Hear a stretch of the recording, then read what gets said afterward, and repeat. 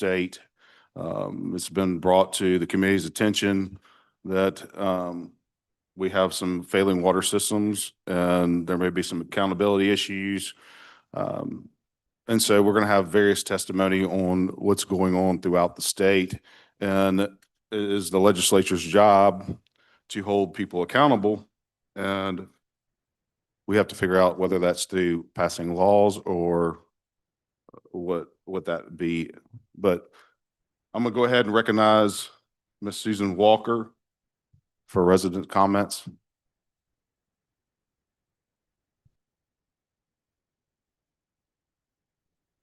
Ms. Walker, if you'll step up to that podium right there.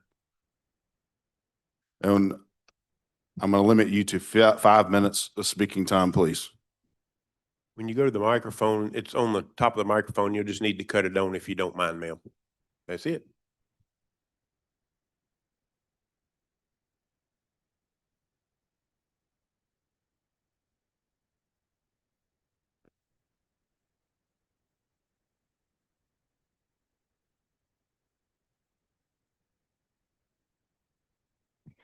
Can you hear me now? There we go. Okay, and I tend to get loud too. I have been a member of McHenry Utility Association for 38 years, and I'm also a former board member. I am going to just, some bullet things that I have listed. Business is not being handled properly for a public entity. No regular scheduled meetings, no notification of meetings, no minutes for public view. Conflict of interest, we have hiring of immediate family members. And there's other problems that run into that with one person signing her son's checks every month. No public accountability of funds, financial inquiries are unanswered by the only person who has the information. No accountability of funds from our board members. Billing process is not properly implemented. Payments and deposits are not done in a timely manner. Utility bills, such as Mississippi Power, are not being paid, but every 2 to 3 months. We are receiving, I have in hand where we are getting disconnect notices from Mississippi Power. Deposits are not being made, but every 2 to 3 weeks, and sometimes 2 to 3 months. These funds from McHenry are being kept at a personal residence until they go to the bank. Utility funds, and I just mentioned that, I'm sorry. Utility funds are being held at a personal residence. Meters are not being read consistently. Some meters are not even readable, and estimates are being made. Water pressure has become a problem with excessive growth in our community. Decisions of the operation of the utility are not always made by the board. This includes, but not limited to, one board member not allowing 4 board members access to anything related to MUA, which is McHenry Utility Association. We were locked out May 14th through July 16th, 2024, while a member, no one associated with our association as far as a board member, officer, while a member of the association was allowed to conduct business on behalf of the utility at her home. On occasion, board members do not even live in our service area. And from the president of our association, it has been commented at meetings that they are to have a meter in their name and they are also to live in our community. Bylaws. Bylaws should be amended and approved by the board members and members present. That has not recently happened. I am unaware of any meeting, special call meeting of the members for the board members and the members of this utility to vote to change or amend, approve our bylaws that have been recently changed. At this time, I'm willing to entertain the dissolution of our board members. If there cannot be changes within our local water association for the good of the people the utility is serving, I'm also willing at this point of the dissolution of the association entirely. That's how bad it is. Citing abuse of power. It's very disturbing. There's no arm of accountability from our board members and officers. And that is a problem. That is a big problem. Accountability is necessary. Thank you. Thank you, Ms. Walker. You have a question? Ms. Walker, I believe they have a question. The committee has a question for you. Please.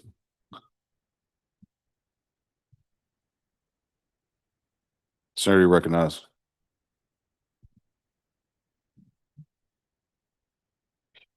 Ms. Walker, has anybody of your group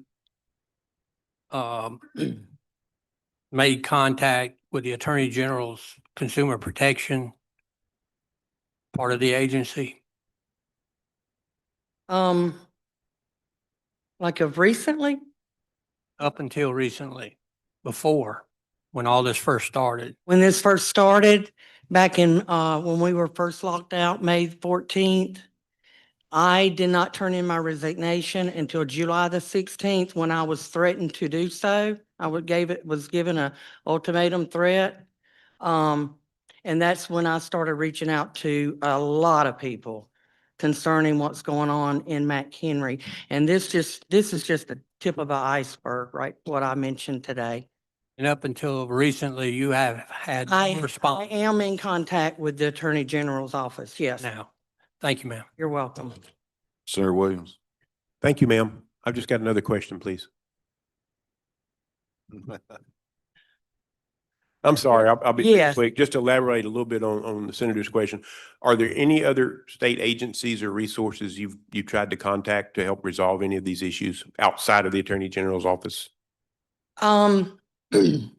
Everyone I've reached out to so far, I have not gotten many, maybe one response out of everyone. And I've reached out to like Federal Trade Commission in Atlanta, Georgia. I have reached out to the Public Service Commission. I've reached out to the Secretary of State's office, which I actually, no, I'm not gonna say that, but just recently I was in contact with and I don't know if I can call names. Okay, the Attorney General's office, and I received a call yesterday that there will be further discussions. And you may have said this, you've attempted to communicate with the leadership of the association in multiple ways at multiple times. Is that correct? To try to resolve the issues you mentioned today? When I was a board member, Yes, ma'am. yes, we actually got to the point where there were two attorneys involved. There was one, Shannon L. Ozerton from Gulfport, Mississippi, that represented the association. She didn't represent me. She didn't represent the other four board members. She represented the association. And then one board member, the one that locked us out, and a member that was, like I said, no association whatsoever with our utility, retained an attorney from Gulfport. Okay. And Ms. Ozerton, she was legally retained by the McHenry Utility Association. Yes, ma'am. Just one more question, I'll be done. Do you know about how many meters are on this water association? The last mail that I sent out about 600 plus letters. I'm almost positive we've had more growth since then, but I'm gonna say at least 600 plus Okay, okay. meters in the ground. We may not have that many members because I think the members are allowed so many meters. Yes, I ma'am. can't quote I understand. the bylaws, but Just trying to get a ballpark the size of the association. Look, thank you for coming and appearing before us today. I know that's a big deal. So thank you, and thank you for Thank you. sharing your problems. Thank, You recognize? In your rural water area, do y'all provide sewer service? We do on the east side. Sewage, we do on the east side of McHenry, not on the west side. Do y'all collect for do y'all do y'all's own treatment, or is it, through a utility authority, or are y'all independent altogether? As far as treatment, On the sewage, I'm not, to be honest with you, we never really discussed sewage. okay. Thank you, ma'am. You're welcome. Thank you, Mr. Way, Ms. Walker, Nikki Kennedy.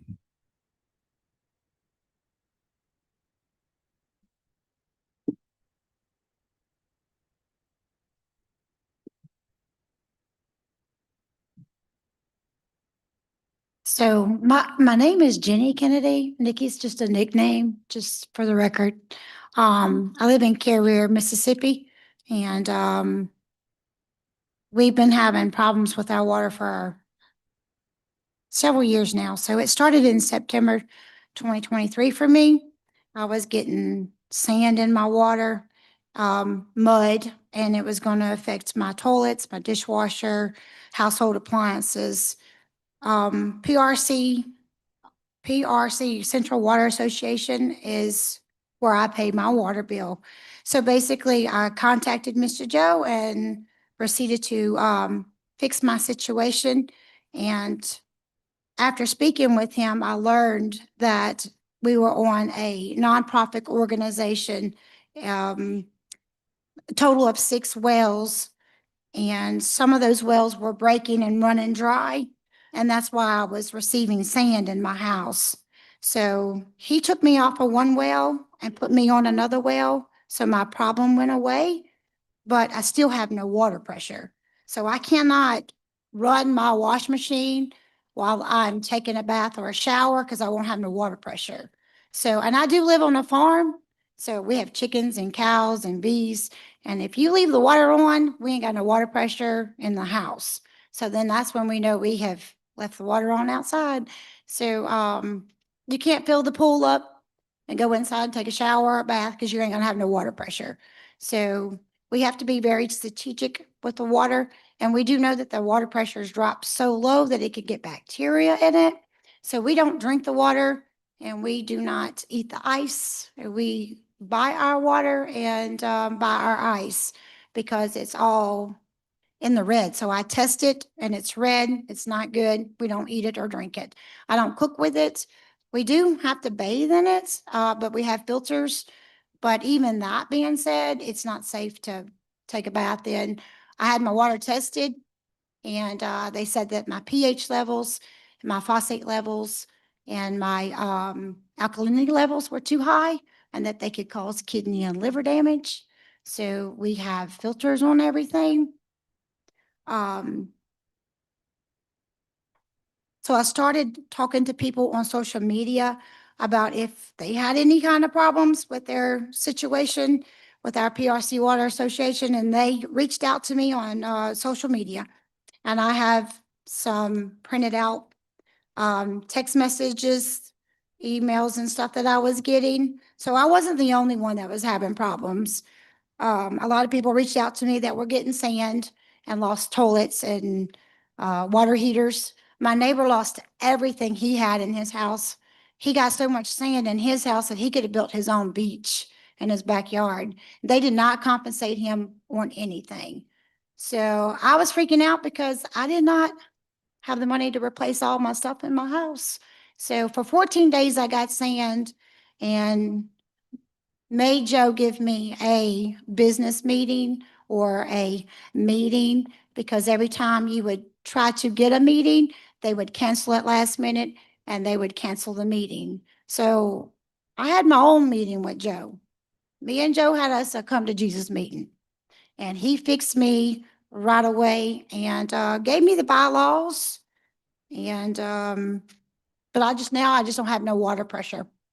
That's pretty much my issue right now. And because of the bacteria that can get in your water, we don't eat it or drink it. So if you don't help us and we don't get fixed, I'm gonna have to dig myself a well. And I'm gonna have to do it myself because at this point, it's kind of dangerous. It's dangerous to our health and our community. So I've got some pictures here for you and some things that I printed out if you'd like to have them. You can submit those to the committee after your testimony. Is anybody from the committee? I see we have Representative Wilkes here. Anybody have a question from Pearl River County? Senator Hill? I think one of the questions from one of the other senators was, who had you contacted to try to fix this besides the Rural Water Association? And didn't we have the health department out there at your house? Yes, we did. And what did the health department tell you? That since I'm a board member, I am responsible for my water and that they could kick me out of my house. And that I needed to pitch a tent at the PRC Water Association to make sure I made it to these board meetings, which like I didn't know that was a thing. I just paid my water bill and go home until I found out that we have 6 wells and they're outdated. So Joe was elected back in 1965 and nobody questioned him and he did what he wanted to. And everything's old and breaking. And basically the well that I was on was running dry. That's why I was getting sand.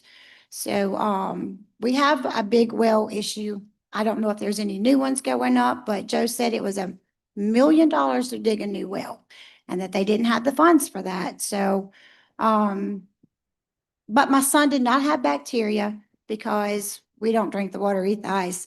But yes, I was threatened to show up at these board meetings. So if you followed the Nonprofit Act, where you would have to collect 10% of the signatures of all those folks that are on that Rural Water Association, correct? Isn't that Yeah. what we read? Yes. And how long would that take to even know and get that many signatures? Well, I'm a hairstylist, so it probably wouldn't take me that long because I got a big mouth.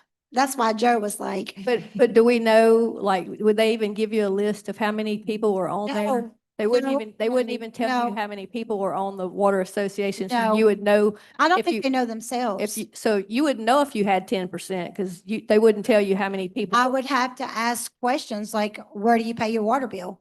Yeah.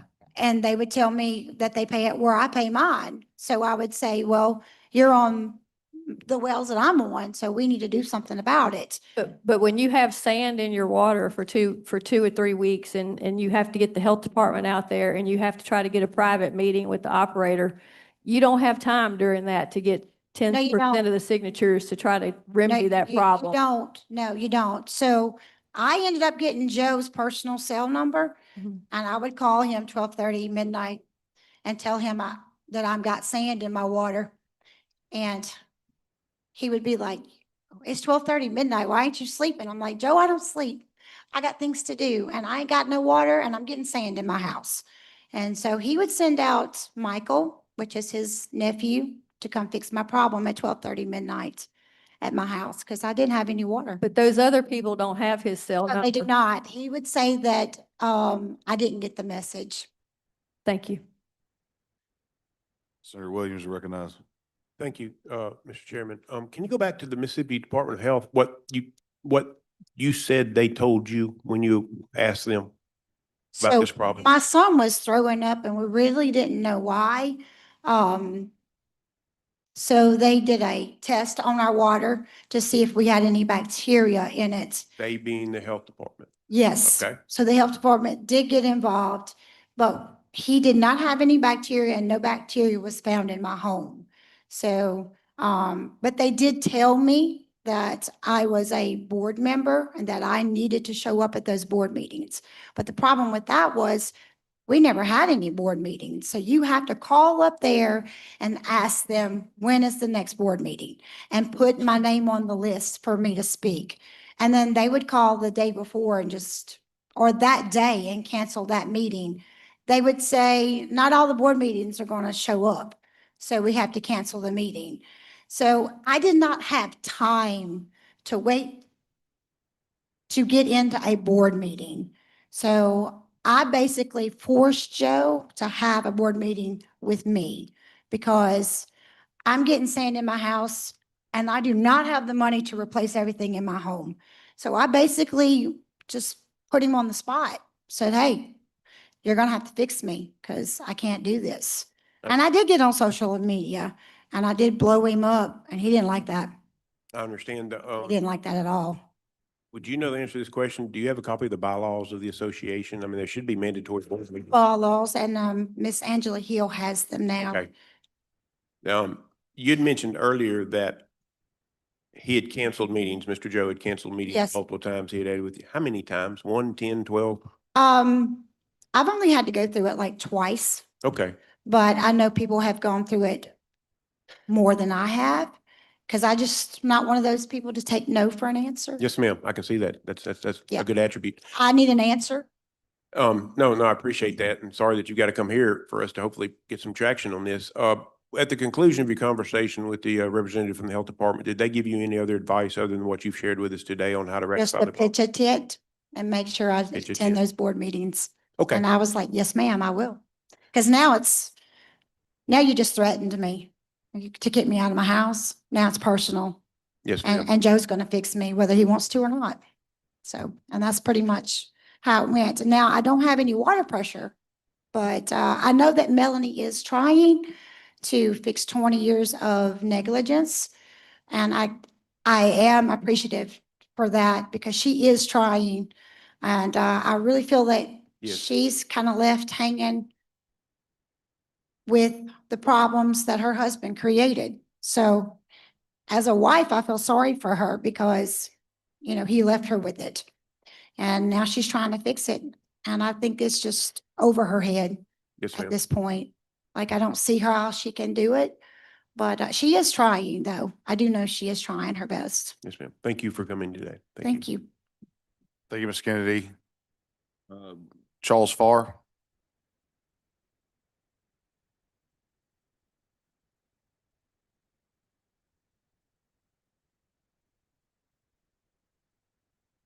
First off, thanks for having me today. So I just wanted to speak about what we're having going on with Pearl River Central Water Association and the problems that I'm aware of firsthand, witness to as a member of that water association, the problems that I'm having. We'll start with, with what I perceive and what I'll tell and say is an oversight issue. There needs to be more oversight and accountability to hold them accountable. So I'll start going back, problems started a few years back. I've been with the Water Authority for over 30 years, a member. And so I'll start by going back to 2023 is the first issue that I personally had.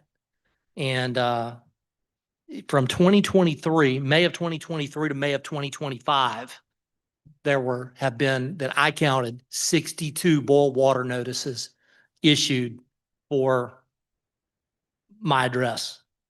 62. So that's an average of 2.5 boil water notices a month. Of course, each boil water notice results in anywhere from 48 to 72 hours of having to not use the water. And of course, with that, when those boil water notices occur, there's always low water pressure. As to what Ms. Kennedy was attesting to, water pressure is an issue. And so talking about those boil water notices, how are those issued and how are those given to the residents? I'm going to say that not everybody is even aware or is notified in the area when a boil water notice is issued. Okay. Specifically, for a long time, I stopped getting boil water notices. Okay. The way they issue in boil water notices at this time is through, you have to sign up at their website to receive those boil water notifications. If you're not signed up to receive them, you're not going to get an email or a text to receive them. Well, I quit receiving them. The only way I knew I was still getting them is because my wife was signed up. She still got them. Okay, so I will say that, that not everybody who is even a member is receiving those notifications. So just being a member, the water bill's in my name. I'm the member. Okay, my wife, who's not a member, resident in my household, is receiving them. She signed up. Okay, so I just want to point that out. They don't know who their members are or who their members are not. Okay, so I've attempted in the past to try to find out when board meetings were to get copies of the bylaws, and it was like pulling teeth. And I, as a working professional who works 60 hours a week sometimes, I'm also back in school currently for my MBA. Woo-hoo, 55 years, I'm back in college, right? All right, so who has time? Okay, who has time? We're all busy professionals, busy individuals, and trying to make time. And that's what I'm doing is making time, because it's to the point where I feel like I have to. And actually as citizens, we should all take our civic duty and do the things that we have to do.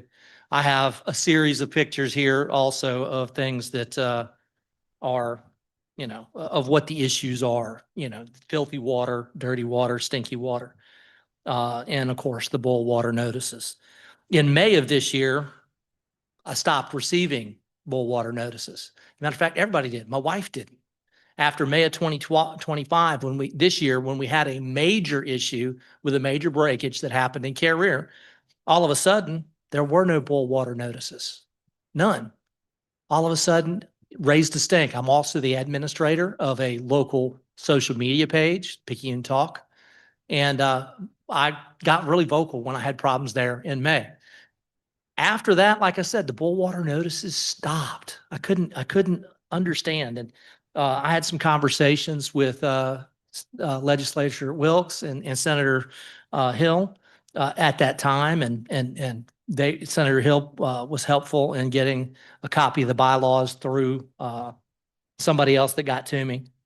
And so I was researching that, but like I said, all of a sudden the boil water notices stopped until yesterday. Yesterday, after 3 months, now wait a sec, we go 2 years with 62 boil water notices, and then we go 3 months without any. And then yesterday we get a boil water notice, okay, boil water advisory, okay, which affects You're currently under boil water notice right currently now. under boil water, affecting most of the middle part, the most rapidly growing part of Pearl River County. Okay. Also in this area, and I don't know if they've been properly notified, are 2 public schools, including our elementary school. So are our kids drinking safe water at this time? Okay, so that is an issue, and I want to bring that to everybody's attention. And it comes down to oversight. Yes, they have a nice website. Okay, nice website.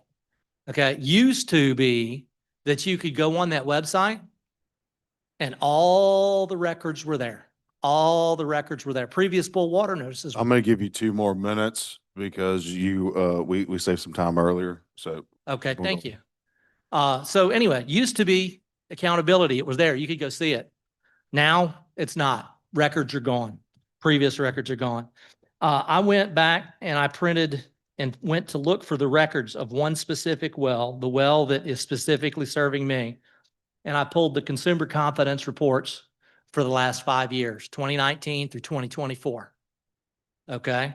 They're all right there, and I'll submit those to y'all for review. 2019, 2020, 21. Fine, beautiful reports. In 2022, if we look at the second to back page of the report, I want to just point out violation, monitoring, routine, major, explanations, contaminated rural cyanide, failed to collect cyanide samples. Okay, I mean, we all make mistakes. Okay, and actually it's published, great. Okay, but we go to 2023. Oops, 2023, same well, same consumer confidence report, exact same citation. What they had said from the previous years, cyanide samples will be taken on time in the future. Well, 2023, same well, same problem. Did not take that like they had previously said they would, but who's going to hold them accountable? All right, so I'm going to stop you there and ask you to yield for questions. Sure. Are there any questions from the committee? Senator Seymour. Thank you, Mr. Chairman. Have y'all contacted DEQ when you're dealing with this type of contaminant? I can't say that I personally have contacted DEQ. But I am just I just wanted to, starting to get involved. Senator Williams. Thank you, Mr. Chairman. So if I'm understanding you right, prior to 23, everything seemed to be good. For me personally, everything seemed From to your be good. perspective. Seemed to be good. I didn't start having problems with low water pressure until that time. From your position, what happened in 23 that went the wrong direction? Good question. All I know is I started getting low water pressure and started getting, boil water nosis regularly. Did you, you said you're just getting started, but I want to ask the question, have you reached out to any of the other agencies or public entities out there that govern and regulate this? I have not personally. Now, I do know that we have tried to reach out to this Central Water Association. I have personal Yes, sir. witness to somebody else who has sent letters and requested for information for accountability Yes, sir. and has had no response from the Water Association about any of their requests for board minutes, board meeting, minutes and Yes, sir. all of that, because we'd love to attend a board meeting and love to be able to talk to them about it. Okay. Thank you. Thank you for being here today. Senator Frazier, do you have a question? Thank you, sir. I'm going to Appreciate it. leave all of this here for y'all's review. Okay, just if you'll put it on the end of the table right there, we'll take care of it. Thank you. All right, Adrian Lumpkin.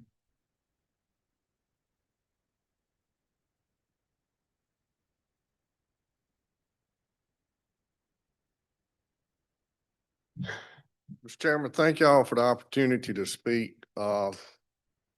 I've been county administrator in Pearl River County for 24 years now.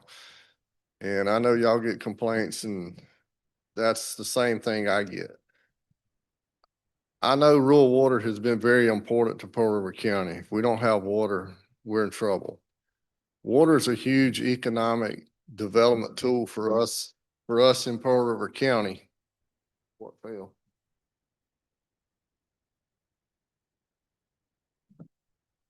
For us in Pearl River County.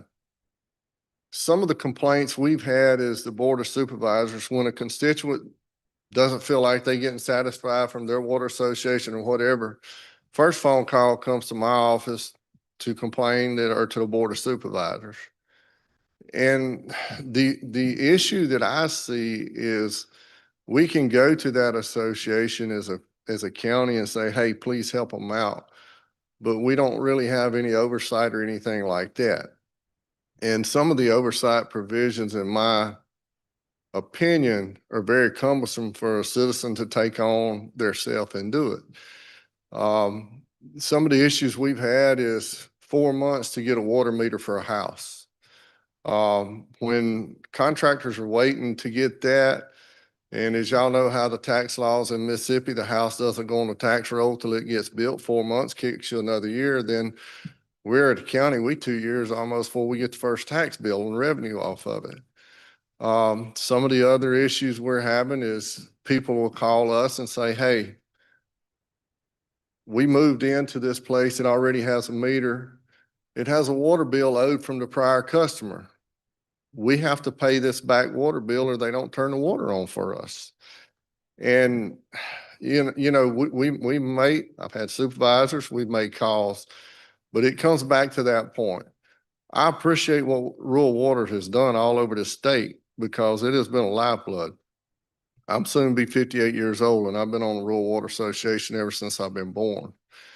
And we've had a lot of good ones. And I know every now and then a bad apple makes the whole barrel smell bad. But I think from a perspective on the state level, some little bit more oversight of how they operate, because I deal with a lot of fire departments also, volunteer fire departments. And what I see over time in water associations and fire departments, it becomes my little kingdom. And, you know, don't come up in here telling me what to do. But for the most part, they have been beneficial in the county, but, you know, we do have issues from time to time with the water associations. And the frustrating thing for my supervisors is they can't give their constituent any kind of good firm answer and say, you can go to this person that has oversight, and they don't. Under mine, if money's missing, I pick up one phone call and I call the state auditor's office. In short time, they're gonna have somebody in Pearl River County looking into the issue I got. The citizens don't have that. They don't have nobody over them. And that's, to me, one of their biggest complaints. Questions from the committee? The lady from Pearl River County, I've always wanted to say that. Thank you, sir. Hey, Mr. Lumpkin, will you tell us, I think you've had some experience with, some vacancies on the board and how the board appointed new members. Can you give us any, information on that? I know that the Pearl River Centrals has changed out recently. I know they supposedly had some vacancies, and they go out and basically handpick the vacancies to put people on the board. I personally know Mr. Larry Joe, who passed away this past year. I've known him all my life, and you know, when it first started out for the first 20-something years, they run it very well. The later on it got, the more it become mine and ours personal, and we don't need people telling us how to run the operation.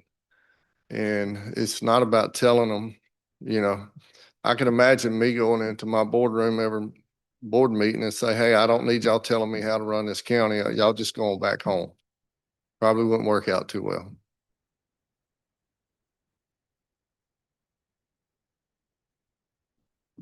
Senator Hill?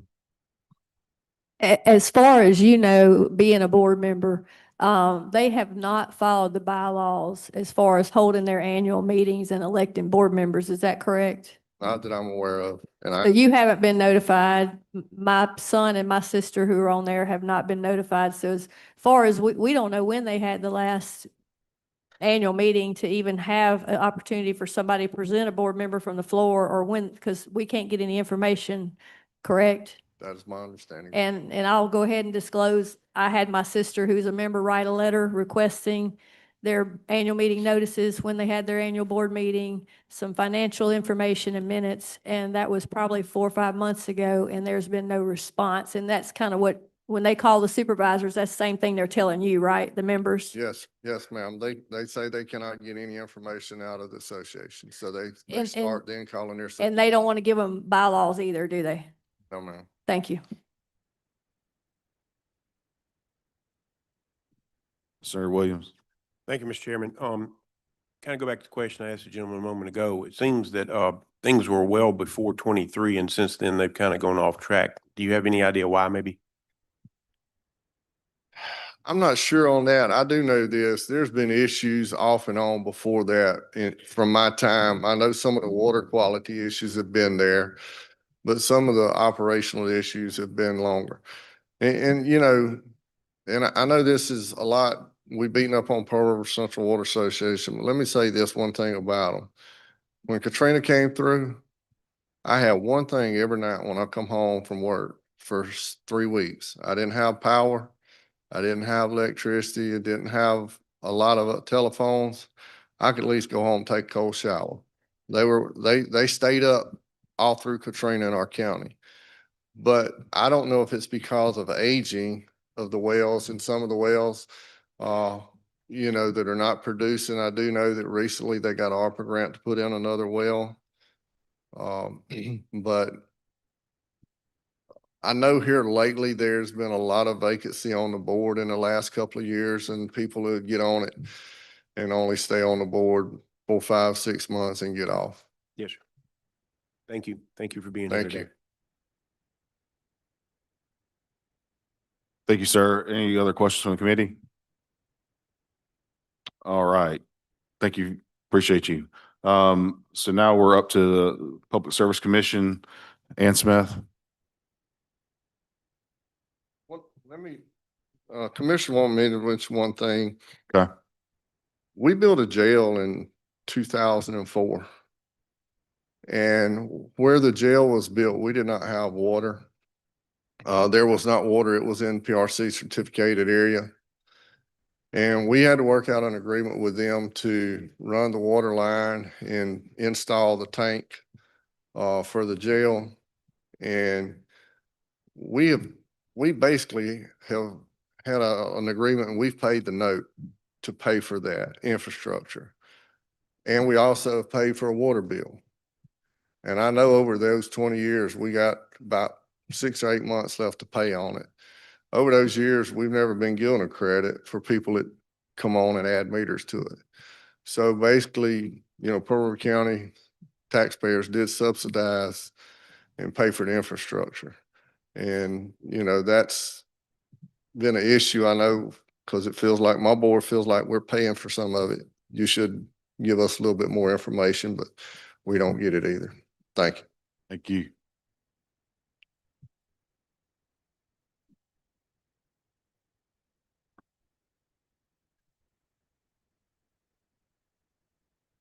Thank you for the opportunity to speak today. My name is Ann Smith, and I've had the privilege to work for Commissioner Wayne Carr's office since February 1st, 2024.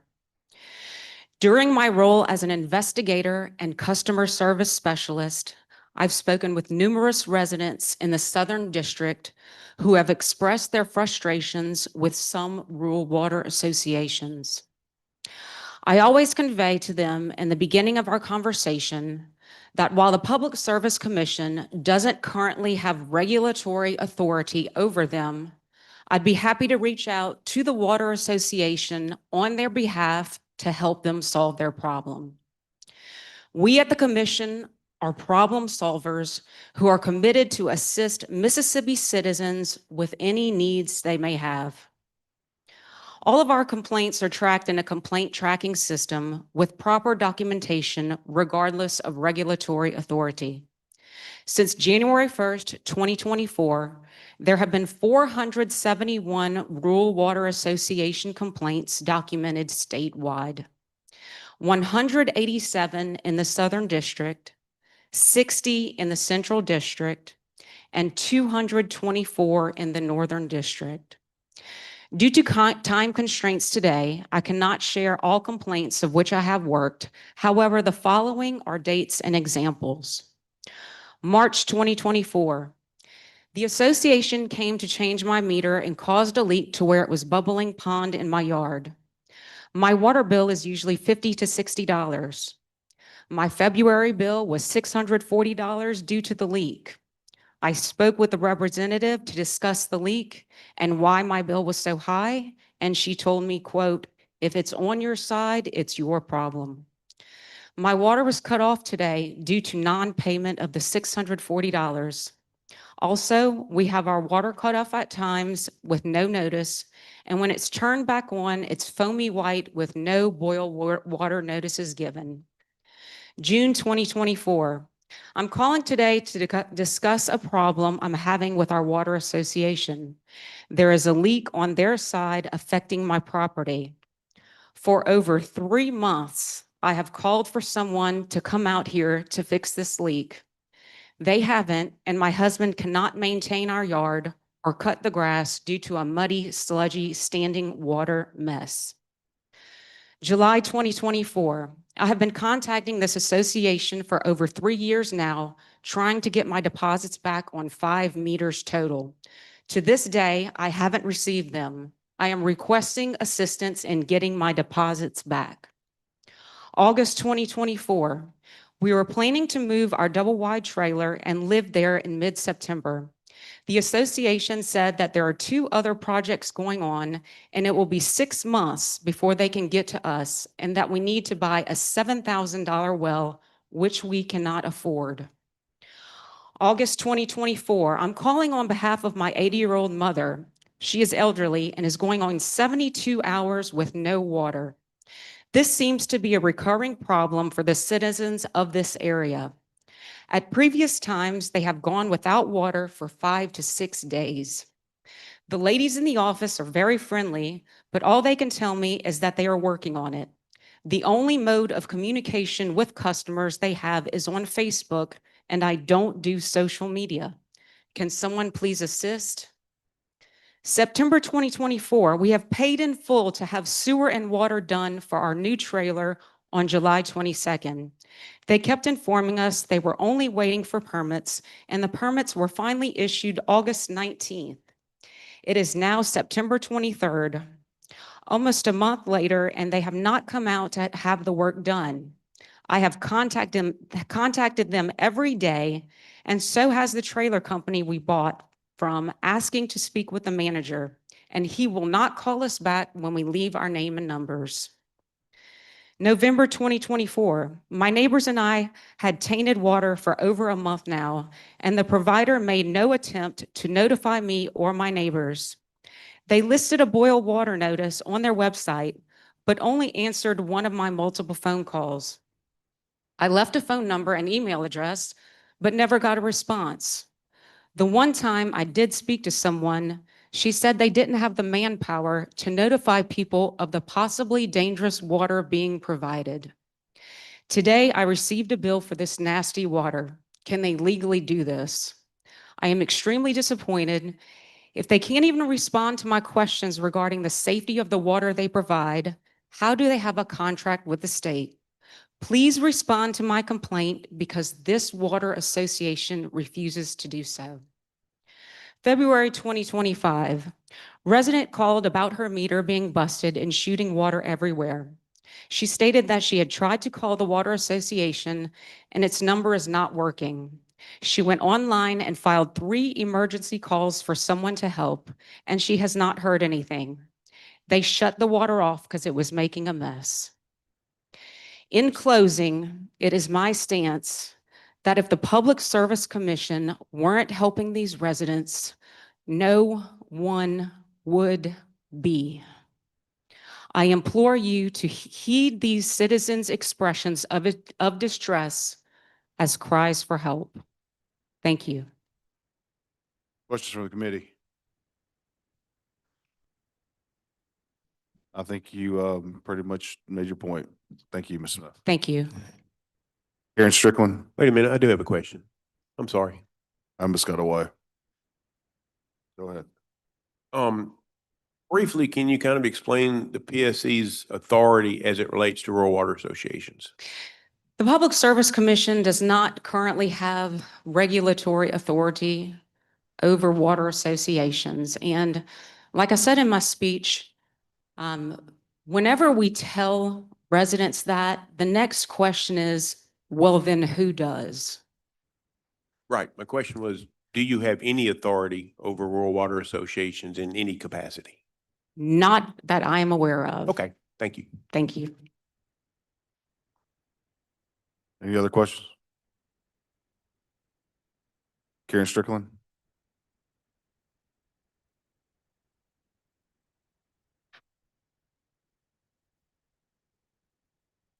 All right.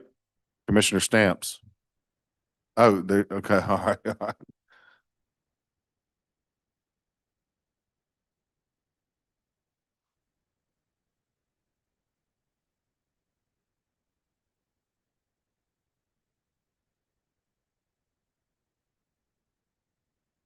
Hi, everyone. My name is Karen Strickland, and I'm an investigator with the Public Service Commission in the Southern District. I've been an investigator for the Public Service Commission for 3 years, and during that time, I have fielded thousands of complaints regarding regulated and underregulated utilities.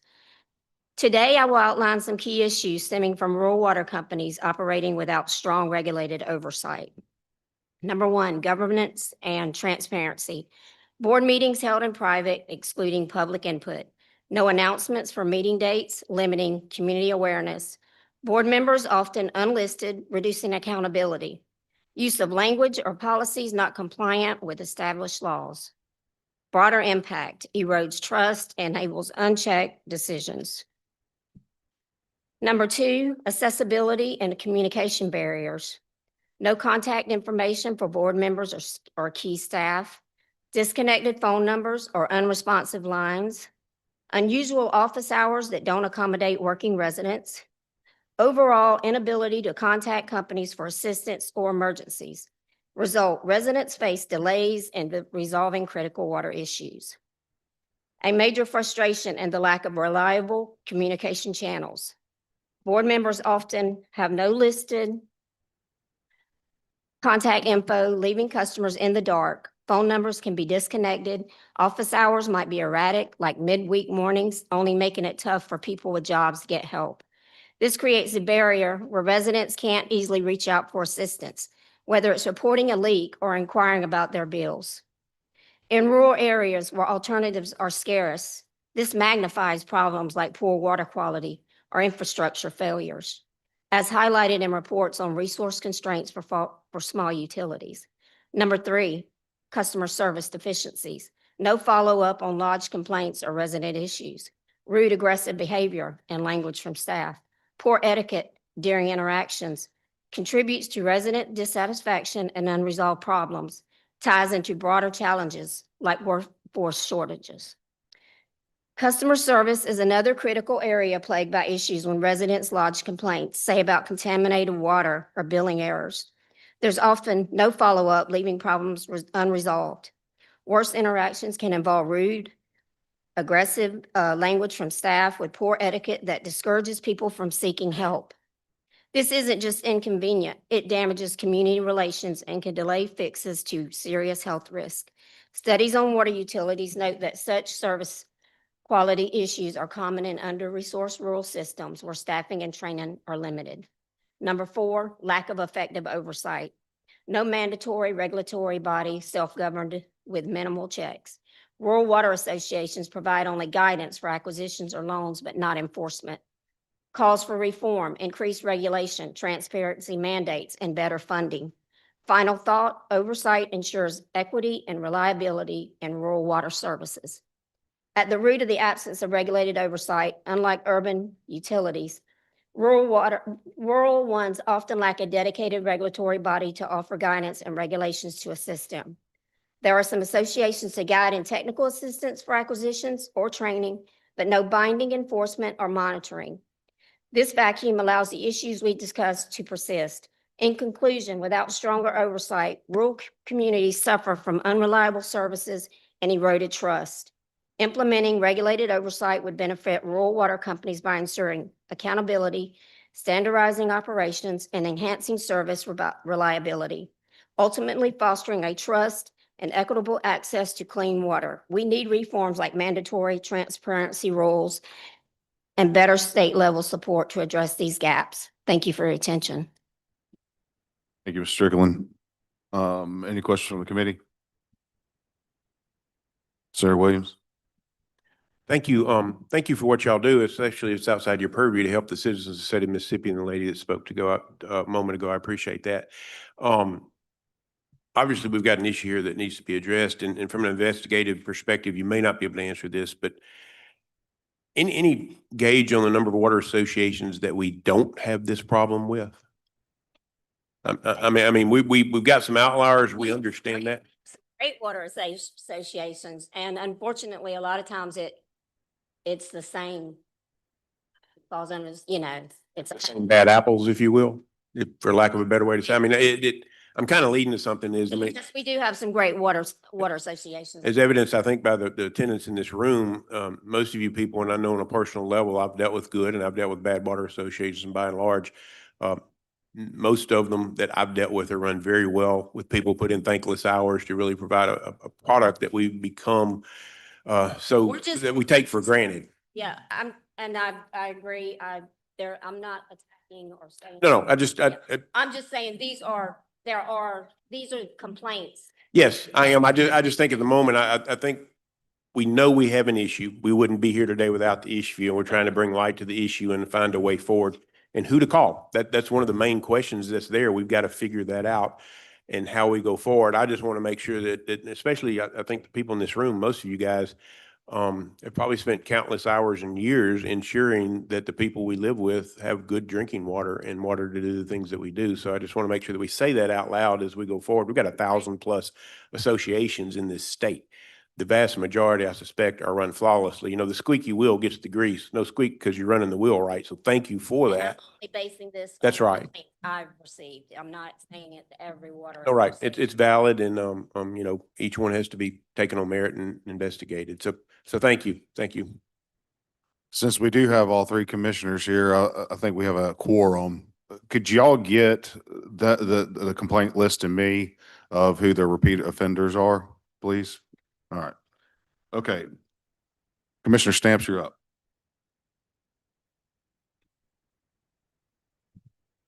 Good afternoon to the members of the committee, all of the associations and citizens who are here.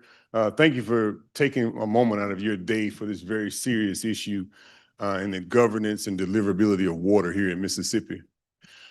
Years ago, when there was a lot of distrust in government after the Civil War, folks wanted to make sure that they were able to control their own destiny. And in order for them to exist, they need water. So associations were formed because of distrust in government, distrust in centralized government, and they wanted to have local control over water. And people took those jobs very, very seriously. And today, some associations take their job very, very seriously. And some people in associations today don't necessarily take it as serious as they should, especially when it comes to governing your neighbors, because you control their water bill. But one of the biggest problems that I've found in my time dealing with water is ineffective local governance because people have fear to do what's right. I would rather make my neighbor mad because I charge them a higher water bill versus have an unreliable system. That's what I learned in the city of Jackson. That's what I learned in the Public Service Commission. And it's been reaffirmed over and over again. We must have the ability to not be afraid to do what's necessary when it's time to do what's right. In many cases, you have water associations that charge less than a penny a gallon for water. But people gladly go pay, you know, I think I bought a case of water. I saw a case of water at the grocery store that was like $7 for a case of water.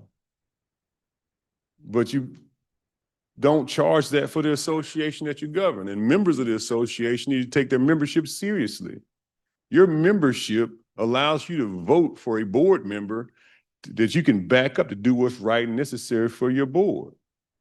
So when local boards do not govern effectively by having the intestinal fortitude to do what's right for your association fails. Then secondly, you also must hire competent people in your local association to maintain your system.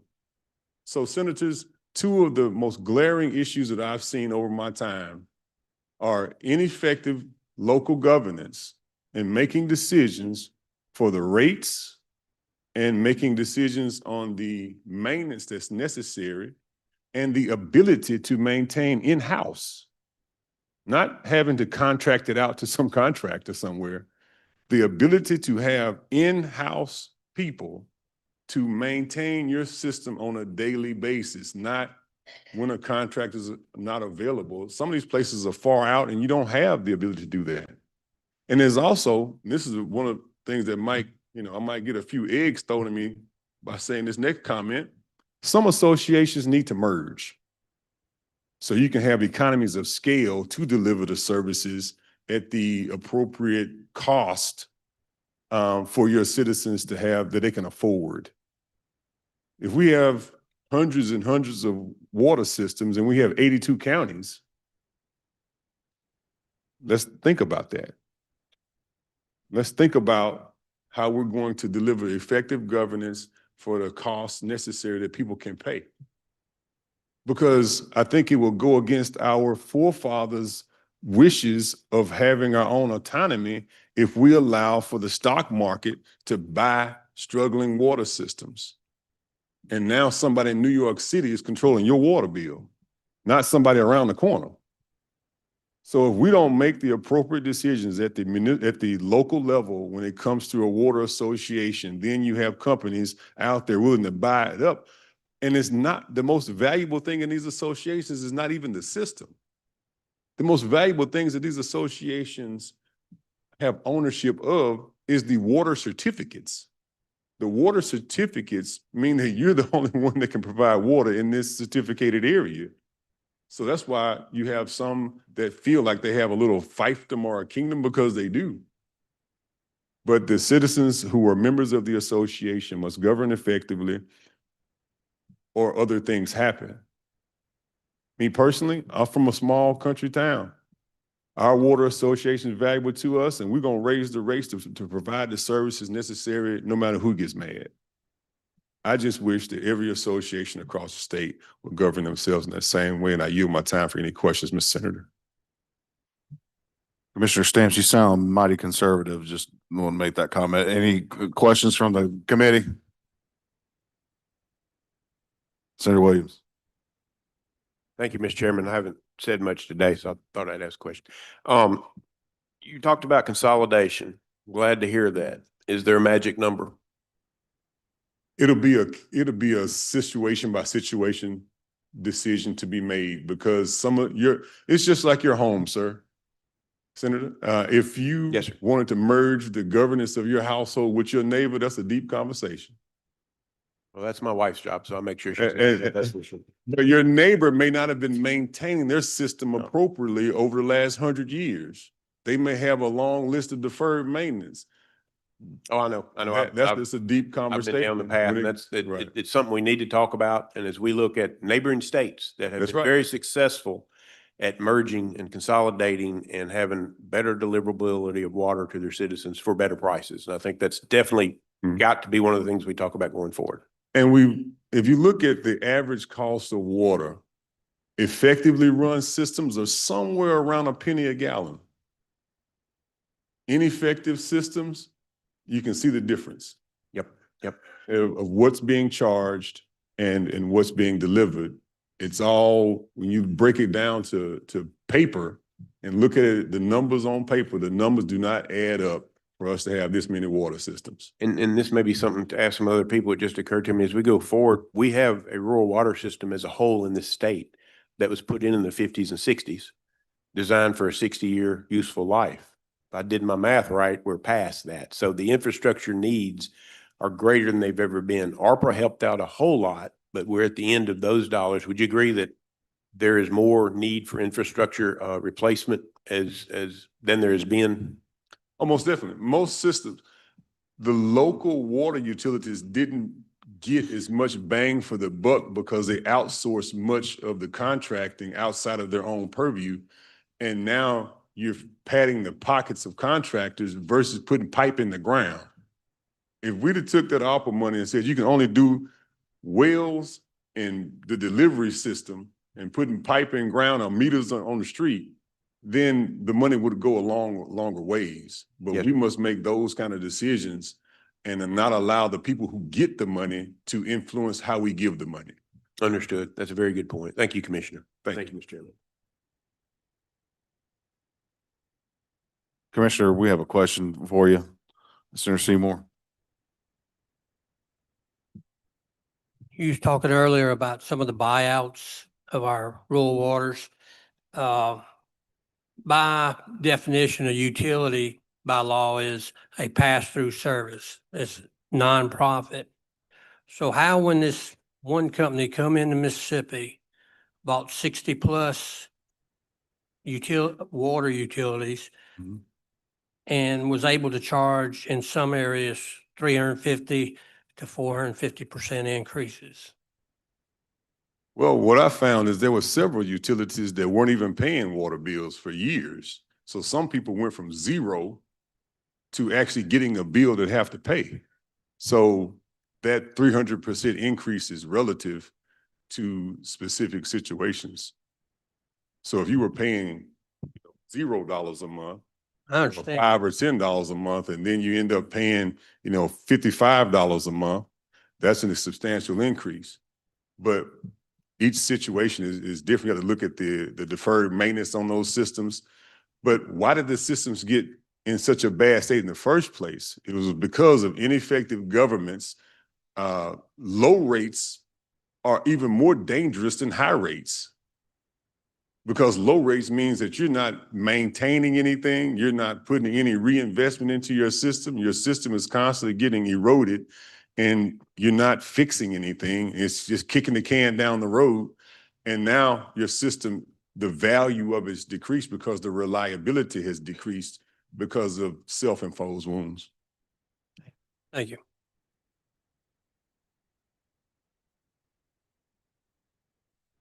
Thank you, Commissioner. Any other questions? Senator Hill? Just wanted to follow up on Senator Seymour's question. If these rural waters are truly member-owned nonprofits, how is a company out of New York able to buy up that many of them? Did the members vote to let them take it over, or how did this happen? Yes, ma'am.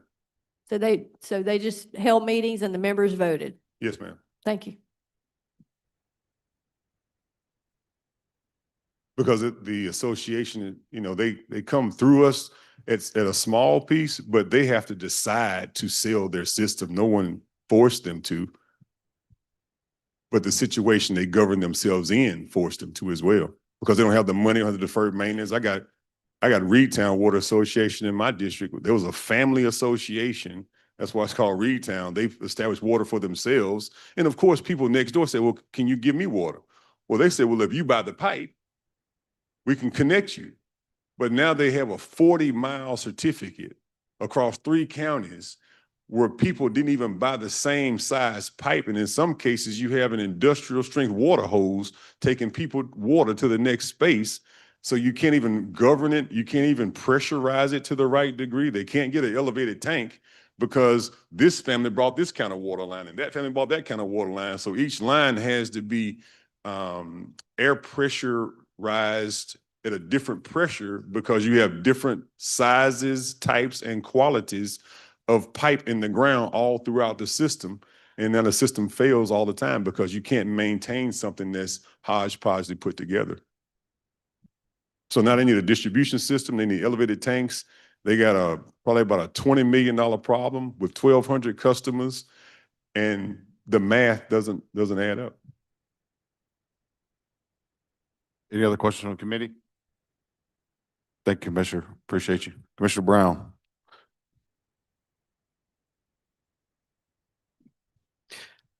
First of all, Before you start, yes. you stole a little bit of my thunder last week. I'm just going to say with Holly Springs. Oh, thank you. Yeah. And a lot of that is the same story, right? Chairman Carter, thank you for having this important meeting, members of the committee. It's a very important discussion, as you can tell. I mean, from ratepayer input to my colleague sharing the issues that we're having, as that most people think that we have oversight, and we have very little oversight over the water delivery system in the state. Our biggest complaint at the Public Service Commission is water related. And I will say that it's been covered that rural water associations do a fantastic job. I'm on a rural water association. I love Ren Water. They do a great job, and most of them do. The outliers are the issue. So how do we together come to try to figure out how to help these ratepayers in a situation that can't help themselves? Much to your point, the example that you pointed out, it was a system that was chronically failing, and no reinvestment was in the system. This was the power. So people were suffering and in a crisis situation with electricity. So this body, started in the Senate, Senate Bill 2453, went to Rule 77-322 that allowed us as a Public Service Commission to go in and treat it like a water system. That's already in statute. So that allows, that's an avenue for us to have some sort of resolution. The problem we're at right now is that 7735 is the statute that gives us some authority or some oversight, if you will, over rural water associations. but it doesn't give us any oversight if it costs any money. So there's really no oversight to speak of. And I'll speak to our Rural Water Association. Kirby and his team do a great job. I want to get that clear.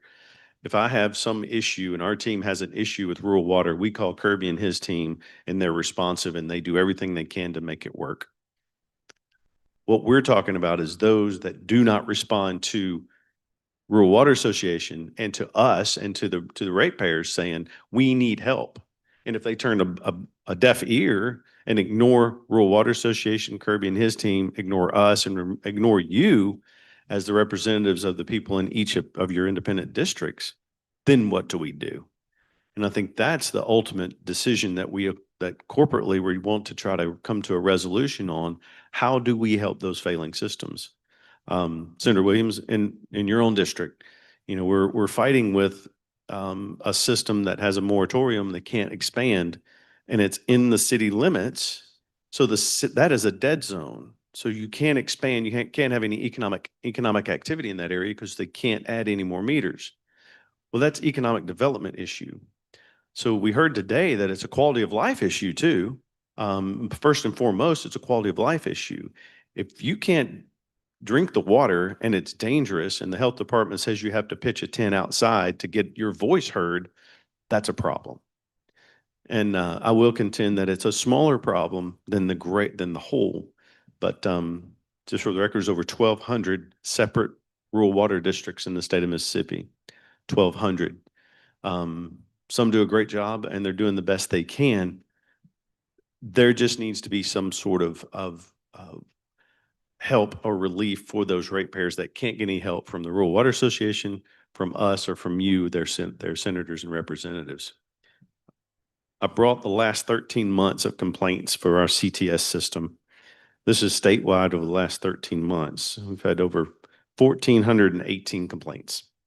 And I can give you this list, and it shows each one breaks it down. But it's by far the #1 complaint generator in our CTS system. And I think that's every every district, north, central, and southern. So it is frustrating for us because they look for us to try to remedy it, but we don't really have any direct oversight. 7735, like I said, that gives us some operational oversight, but it doesn't cover if it costs any money, so it's really not effective. 77.322 allows us to go and have hearings to deem if they were providing reasonably adequate service.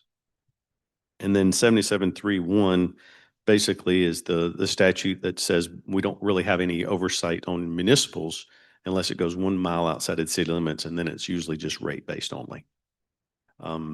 So our hands are somewhat tied in giving resolution to those issues. And I'll say this too, some of it, there was a city in the Northern District, and they were having issues with brown water, and it was an issue we heard over and over again. So we got Rural Water Association, Kirby and his team, to go in and try to help the city remedy that issue. And it turned out that last I heard, the equipment was there. It was just lack of knowledge to run it. So the people that knew how to run it weren't there at the time, and so they just had to relearn that knowledge.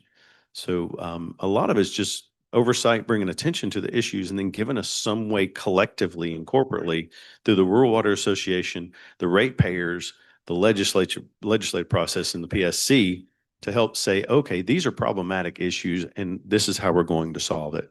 And you mentioned Holly Springs; it was an outlier, but we had hearings this past week that followed 77.322.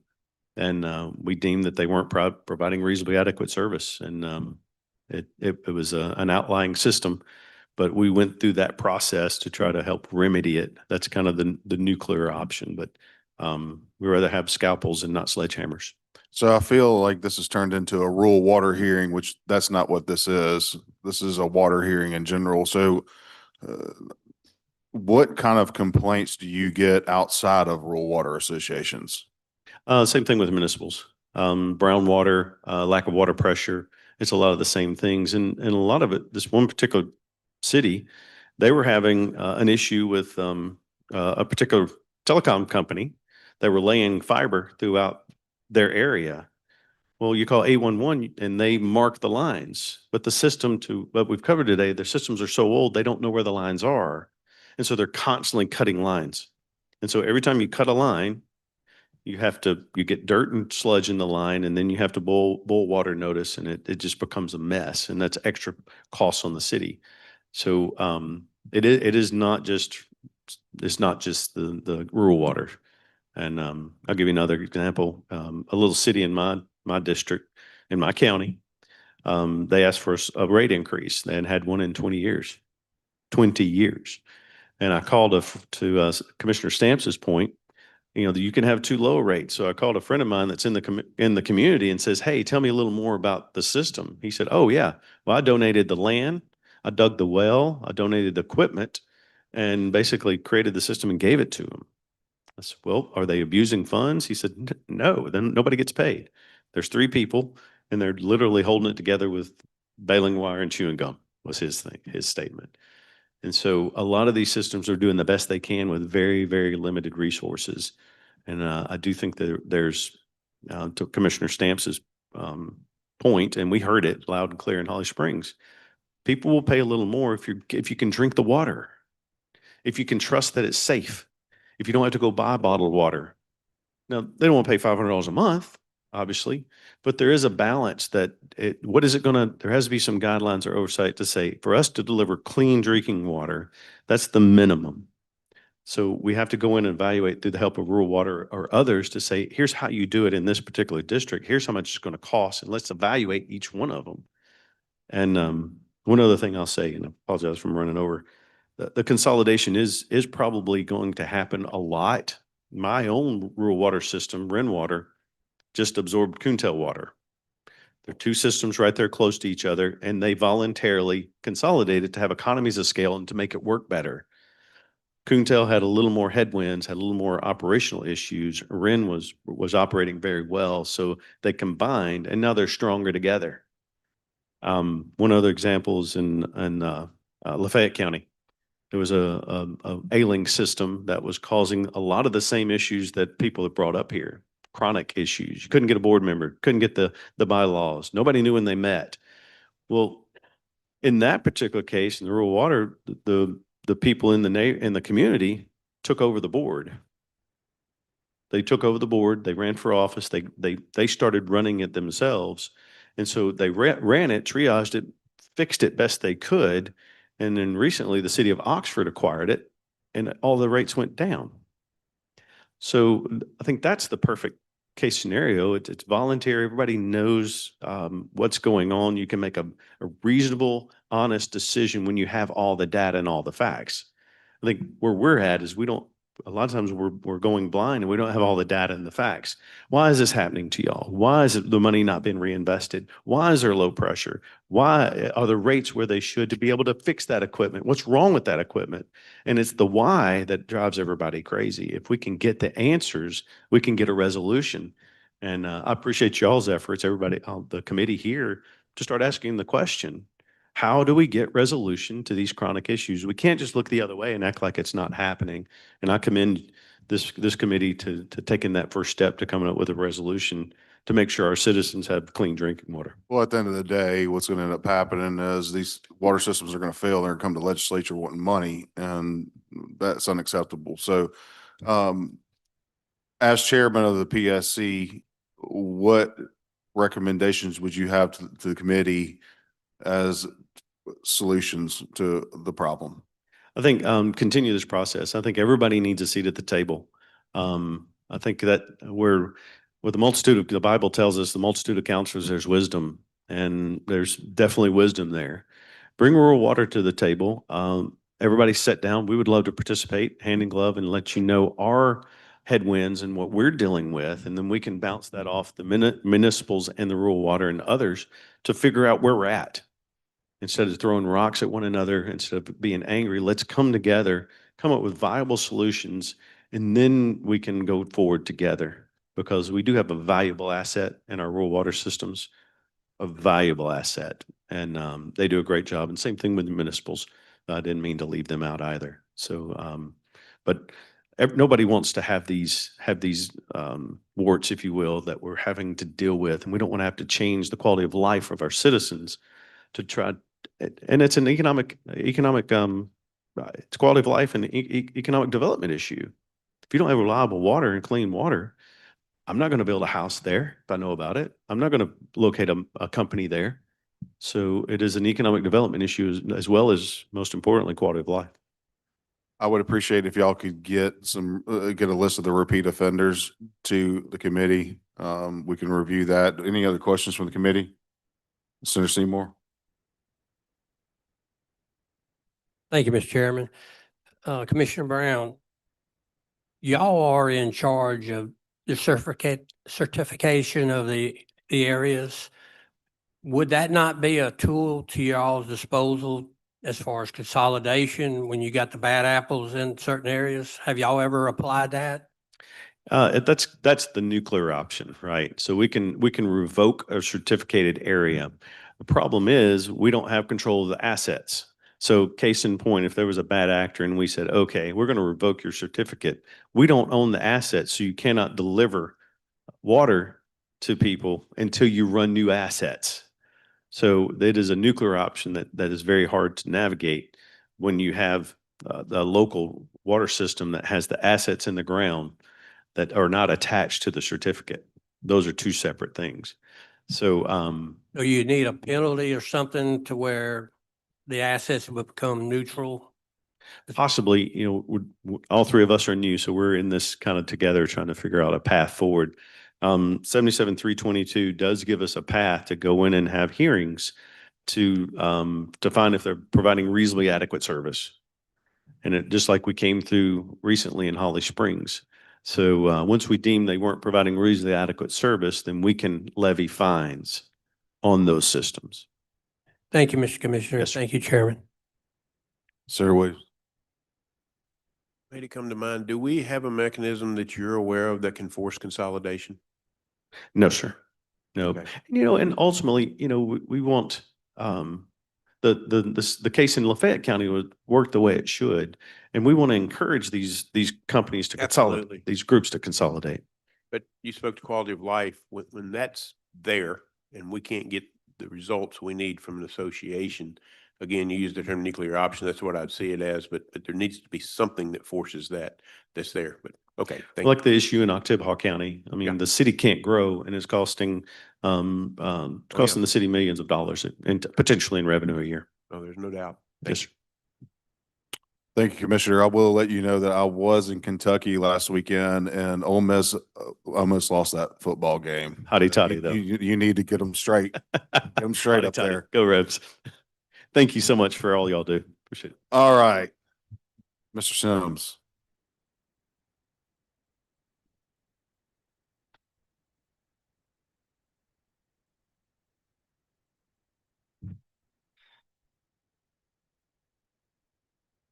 I appreciate the opportunity to be here today. My name is Will Sims. I am the attorney for the Stone County Utility Authority.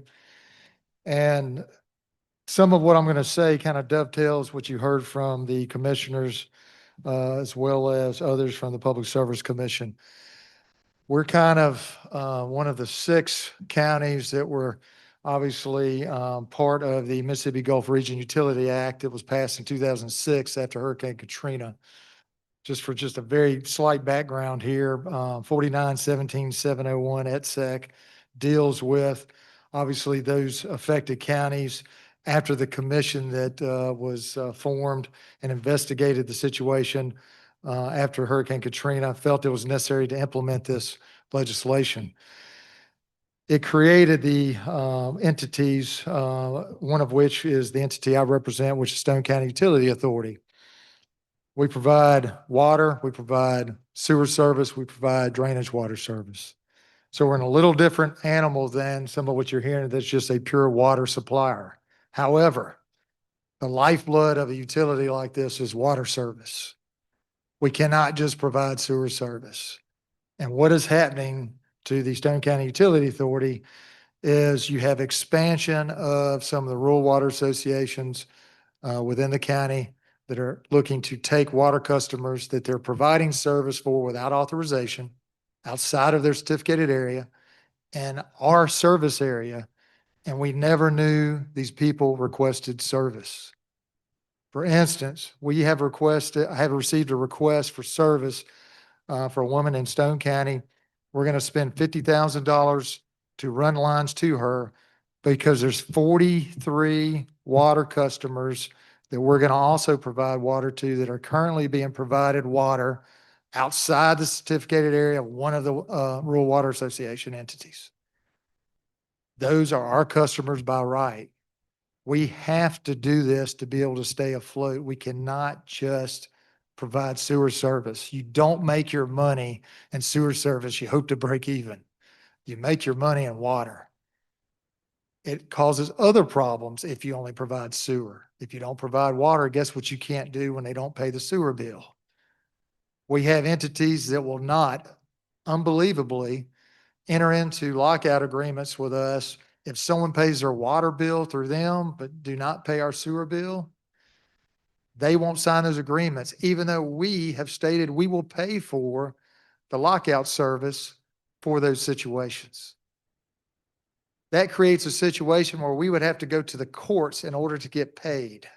That's not a winning formula for an entity that's on a budget that has limited water customers for the reasons I stated and has to provide that sewer service because it's obligated to under the statute that created it. And it creates another issue. Dovetailing with what some of the public service commissioners already spoke to, there's a void here in this state. And I think it needs to be amended by amending this legislation that I just spoke about to create not only the avenue for us to whether it be consolidate or to force cooperation for these entities that refuse to cooperate and provide the services that we're mandated to provide, and also allow the Public Service Commission to be involved in that process and not caught in no man's land like we are coming in October, where there's a hearing where that entity is asking to expand their certificated area without penalty for this unauthorized usage for years of 100+ customers that are in our area that we never knew about and never received notice of. And they're going to have to make the tough decision. Do we expand that certificated area to the detriment and opposition of this law that says the opposite? Or do we not allow that and see what happens with the legislature and what's coming out of these hearings and eventually the session? It is my hope to work with the Public Service Commission to solve some of those issues and to solve that through this legislation that could be amended to put teeth for people that do not follow the rules, that put existing law-abiding and using all their authorization to follow and try to implement the water service, the sewer service, and the water drainage situations that we have to deal with in our county the right way when others feel like the rules don't apply to them. And I think it's unfair for Public Service Commission to be put in that position. And we've had meetings with Commissioner Carr. I haven't had an opportunity to meet with, and I welcome the opportunity to meet with the other two commissioners to address this. Like I said, we have hearings coming up on October the 20th. It's a big problem. And if we don't get these water customers, we can't continue to provide sewer only and not have the water customers. And what does that mean for Stone County? We're the only one that services sewer. If we can't continue this drive, the very question you raised, we're going to be asking for money. And ARPA, not $1 to Stone County Utility Authority, not $1. We submitted projects to the county, our very needs. We did not get $1. So we are here today to shine lights on these issues. I'm not looking to cast blame at all the ones that are doing it right, but there's some that aren't doing it right in Stone County, and it's not Stone County Utility Authority. So we're here, and I'm here to answer any questions. I'm going to be presenting to this committee evidence to support the things I've spoken about, as well as hopefully some proposed legislation that will solve some of these issues that we're having. Questions from the committee? You got anything? Senator Seymour? Stone County supervisors approved the forming of the utility authority, correct? Correct. So y'all should have 100% jurisdiction over the water in Stone County. just like Jackson County, Harrison County, Hancock, and Pearl River, correct? Correct, except that the statute states that it accepts certificated areas that existed at the time of the passage of the legislation in 2006 and municipalities. That is kind of the rub. And so as these, what it did not say specifically that it was exclusive. Now you can read the statute and you can see what the intent was. The legislative purpose is written very definitively. It is to provide that service, consolidate, and to coordinate services. But because it doesn't say specific words, I think some feel that their hands are tied. I feel it's pretty certain it was never the intent for those certificated areas that were grandfathered in to grow to the detriment of those utilities that were created in those 6 counties. And that this was created, this is like the last growth of our water and sewer issues. So it should take precedence. I mean, I think it should. self-explanatory enough, but I will, if the chairman, we can entertain, your suggestions to strengthen it to where it's absolute. And like I said, I hope to involve the Public Service Commission in that, 'cause I think it would solve some of the issues that they have, and that they've spoken about today. So I look forward to those conversations, but we need it very badly. We don't need more litigation between entities in our own counties and our own water utilities. Yeah, the matter I speak of has been going on for 2 years. By way of the statute, we could create our own guidelines. You can imagine the disaster if we created additional guidelines when they're not even going to agree to lockout agreements, and it's going to be more litigation. We can't afford that. Thank you. Thank you. Senator Seymour, I've instructed council to look at that code section and to see what we can do to strengthen that up. And hold on one second. You got one right here. Senator Williams, you're recognized. Maybe just a little clarity, if you will. We've got an entity with a certificated area per the 2006 legislation. Since then, they've gone outside that area, 100+ meters. Is that a subdivision, 2 subdivisions, 4 county roads? It's in 18 different areas. This district runs across Stone County along certain roads. And so it's a very gerrymandered looking district. It also goes on both sides of 49 in some very valuable developmental property along 49, where we already have 8-inch lines, can provide fire protection. Yes. Other issues they just can't do. And just, so it's something that has to be looked at. It's something that would be right for a merger consolidation, or a change in the certificated area to make it more workable. I completely understand. What I'm trying to understand is how did we over a 15-year, 20-year period get 100 meters there? Did somebody cry wolf at somewhere along the way saying, hey guys, you don't need to be. I can tell you exactly how we found out. Yeah, just trying to understand how we went through that and didn't nip it in the bud. I don't know what they did until we found out, but it was on a Bankston Road project. Jimmy Springs, who's now a county supervisor, was doing a project out there. And we started running the water and figuring that part out. And then we started realizing there were other water meters and customers out there, and it was our area. And why were they being provided water by? And that's what started the process. I want to say it was in late 21, maybe early 22. The entity ended up filing a petition to expand their certificate area in 23 after some very brief discussion between the attorneys for the 2 entities. But from 2006 to 21, they were able to grow without Magnolia being aware. I'm just trying to understand how we got a monster there. Well, Stone County's a big place, and so we don't have the people just driving around looking for water meters, and it's not always clear where the line is. Some of these are way off the line. They knew when they were providing. I'm sure the people that did it knew what But they're I think doing. some of them were outside the certificate area in 2006. That's a whole other issue. They didn't properly amend the certificate at that time. And so you have both of those situations. Sure, I understand. Now, y'all are going to provide sewer for them? You don't have to, do you? We're going to provide. I mean, if I understood your initial comments, you're spending $50,000 to be allowed. Run water too. That's Okay, what we requested, yes. And Will y'all be providing sewer to these people? I'm not sure about that. I don't think we're gonna be providing sewer in that area. Okay, because I mean, you shouldn't be required to, I Yeah. would think, by statute. Yeah, but I can tell you this from what we had discussed, we're going to pay for the water meters to be put in for these 43 customers because we don't think it's right. They would have to pay twice because of the unauthorized installation. I mean, that's just something we're going to do because I just don't think you can do that to the customers. Thank you. Yeah. Senator Hill. Just have one question. So in these rural areas in Stone County, if a person is building a house and they want to put down a water well and a septic tank, is there any opposition within the utility authority to those particular residents?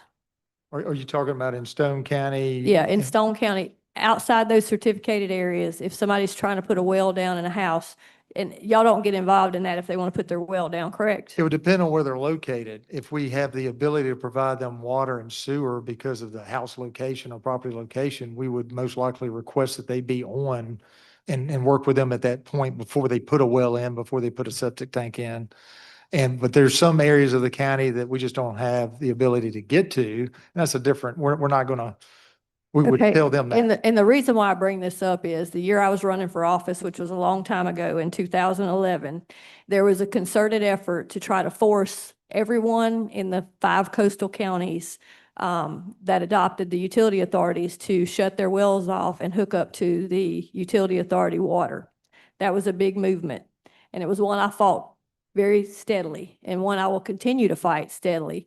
So while we want to solve this problem with these certificated areas going outside and for these unresponsive rural water systems that you can't seem to get them to meet and your only option's taking them to court, we don't want to create another problem like we had back in 2011, because I specifically told the lawyers at Butler, no, you're not hooking it up to my house. And I still feel the same way because I'm going to drink my well water. So I just wanted to make that clear of my position on that, because I do represent a small portion of Stone County. And I don't want those rural residents to be told that you can't drink out of your well anymore. If that's the western part of the county, there's no fear because we don't have any infrastructure out there on the western part of the county. Thank you. Yeah. Any other questions from the committee? Thank you, Mr. Sims. Do you have one, Stacy? Okay. All right. Great River. Is anyone here from Great River? All right. Okay. Mr. Cates.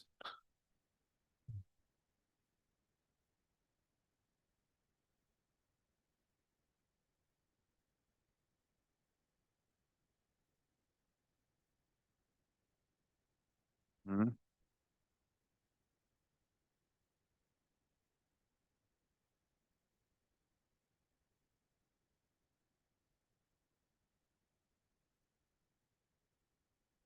Sorry, Senator.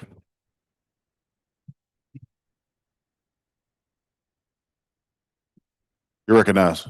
Okay, thank you. Really, we're just here to listen. You know, we've obviously acquired a lot of property and different systems across the state. We know that there are issues in our state, as there are in the Southeast.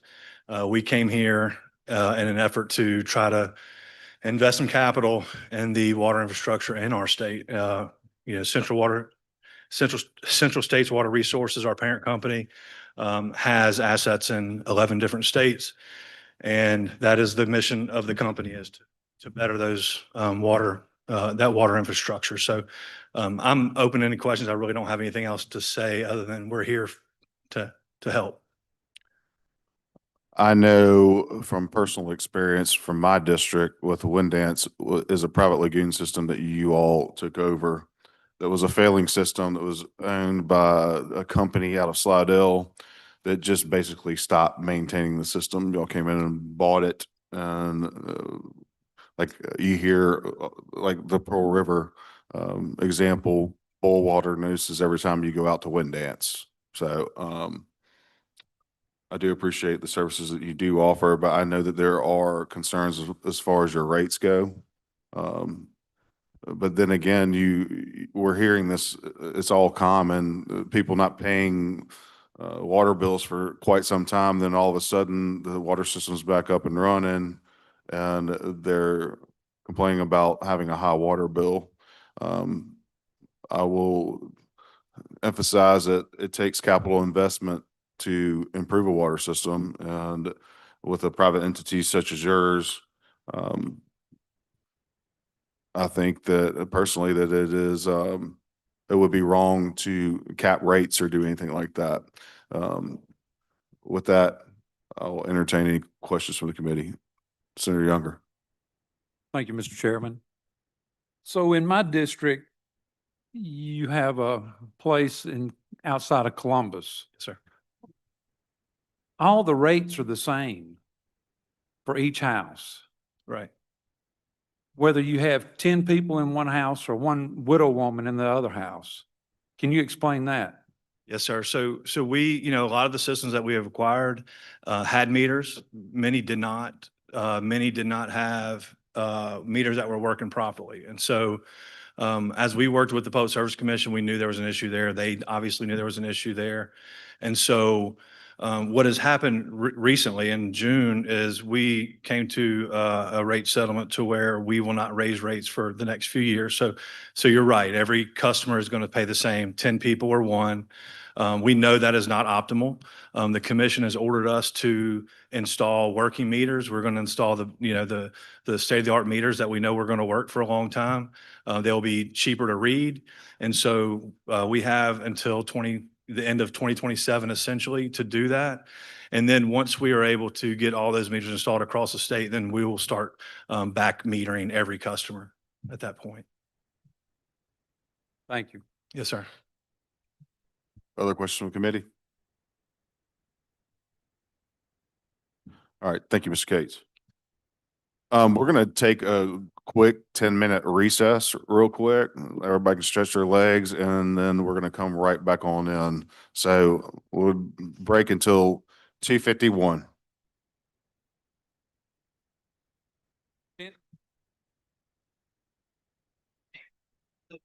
Yeah. Pretty good one right now, but this one's great.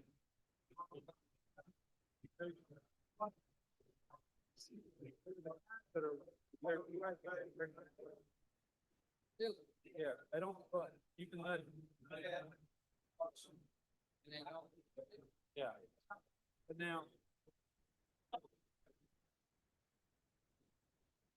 Bush hog, okay. Bush hog. But yeah, wood,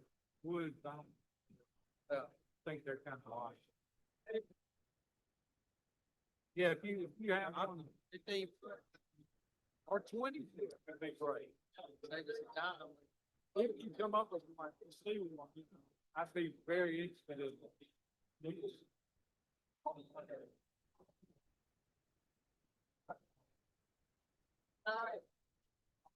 Just about how they all go. Like you, about how they.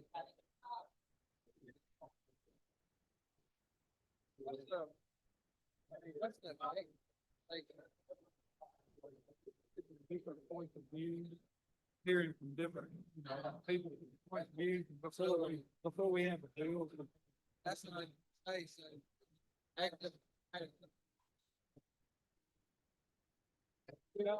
we do.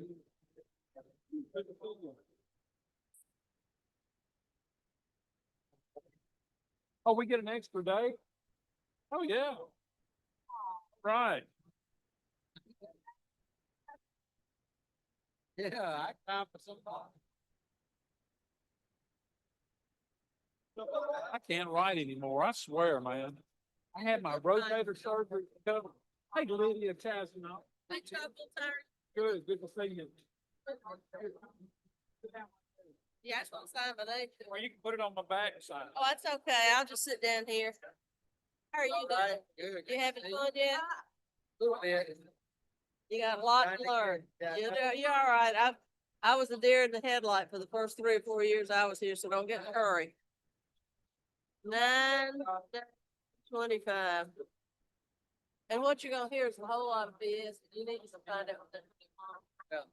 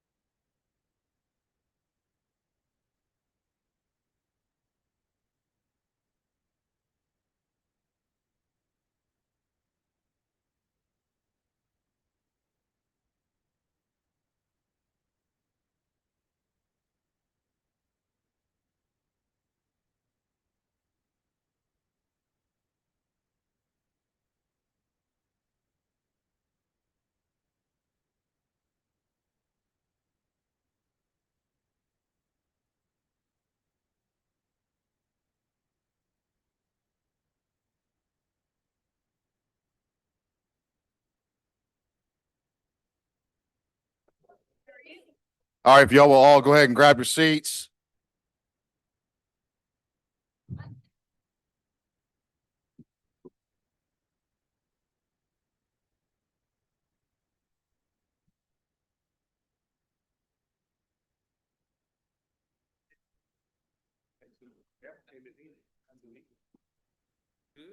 All right, next up, we're scratching DEQ. I've already had a conversation with them. Their topics have been covered. I'm gonna recognize Commissioner Carr to speak.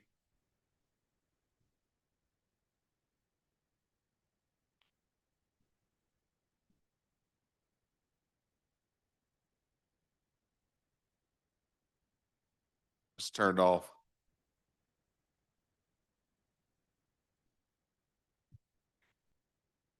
There you go. Thank you, Chairman. I appreciate the opportunity to come before y'all today to talk about this matter. It's in this chamber in January of 24 that I put my hand up, swore allegiance to this state and to this country. And sometimes these decisions are very hard because we are speaking for the people that cannot be in the room. We have our citizens that are out there that are asking for help.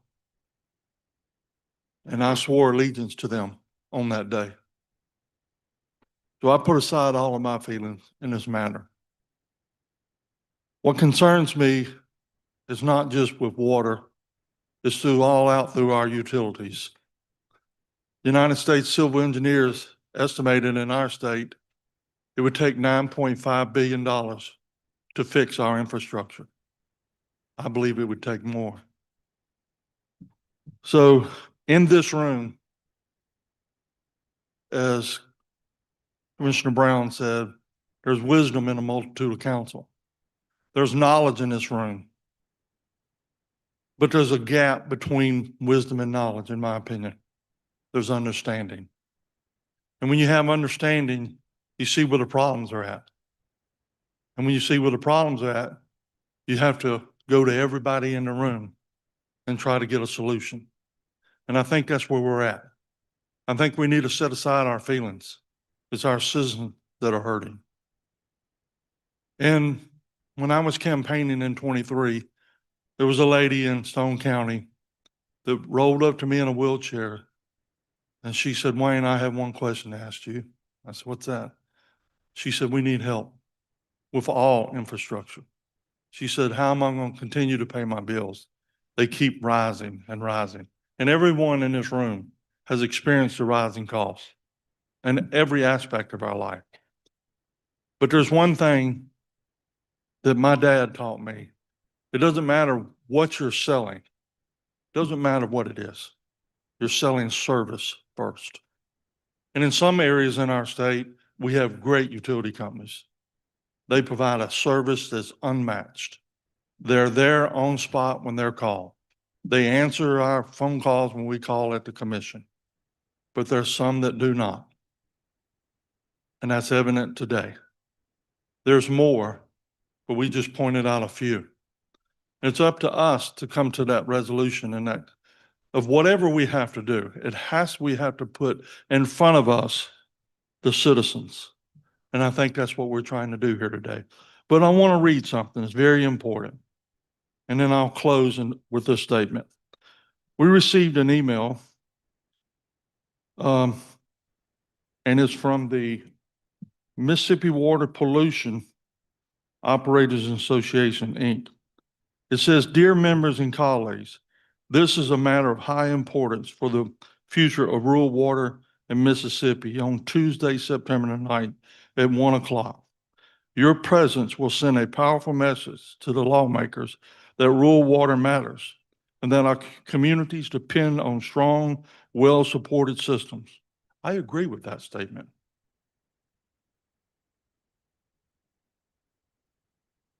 Decisions made in this hearing could affect our industry for years to come. I agree with that statement. We encourage all members, board members, and operators to attend. I agree with that statement. This is our opportunity to stand together and voice our concerns and show unity in protecting and improving the services we provide. And thousands of Mississippians, our strength is in numbers, and we need to let that show at this important meeting. I agree with that statement. How many are here today? You're here showing unity.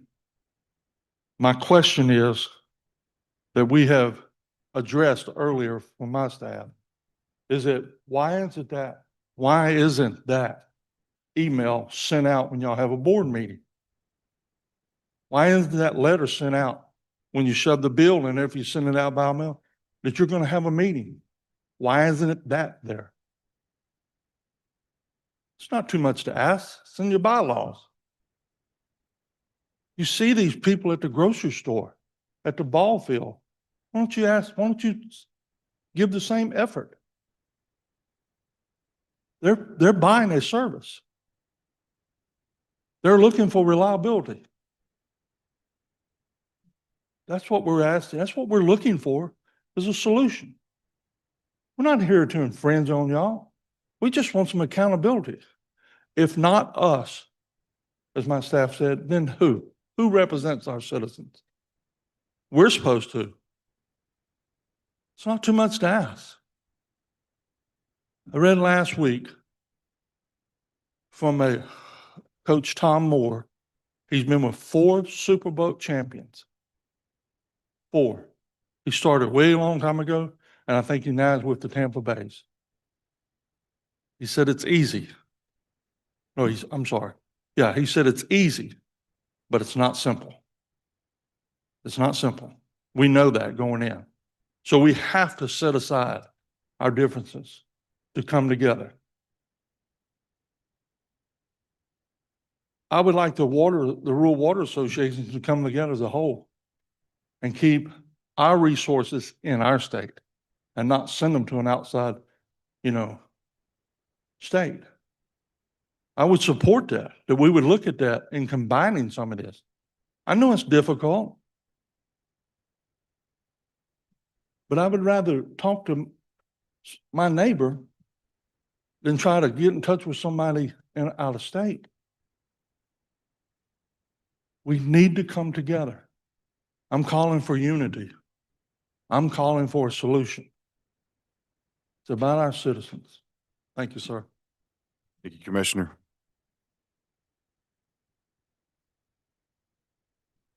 William Moody.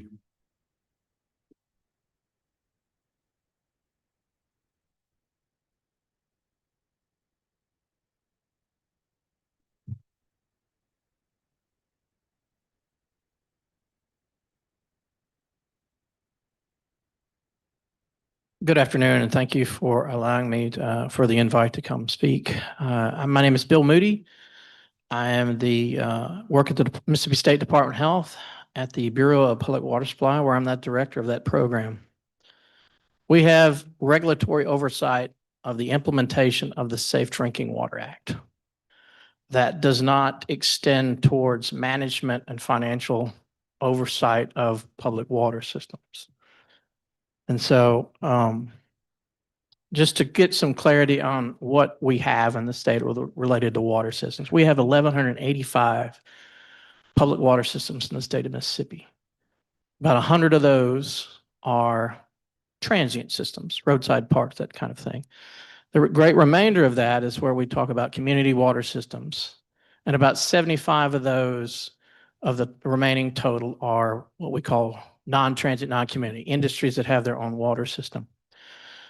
Since the majority of the talk has been about the rural water impact, seemingly, we have about 600 total rural water associations that have unique IDs to themselves.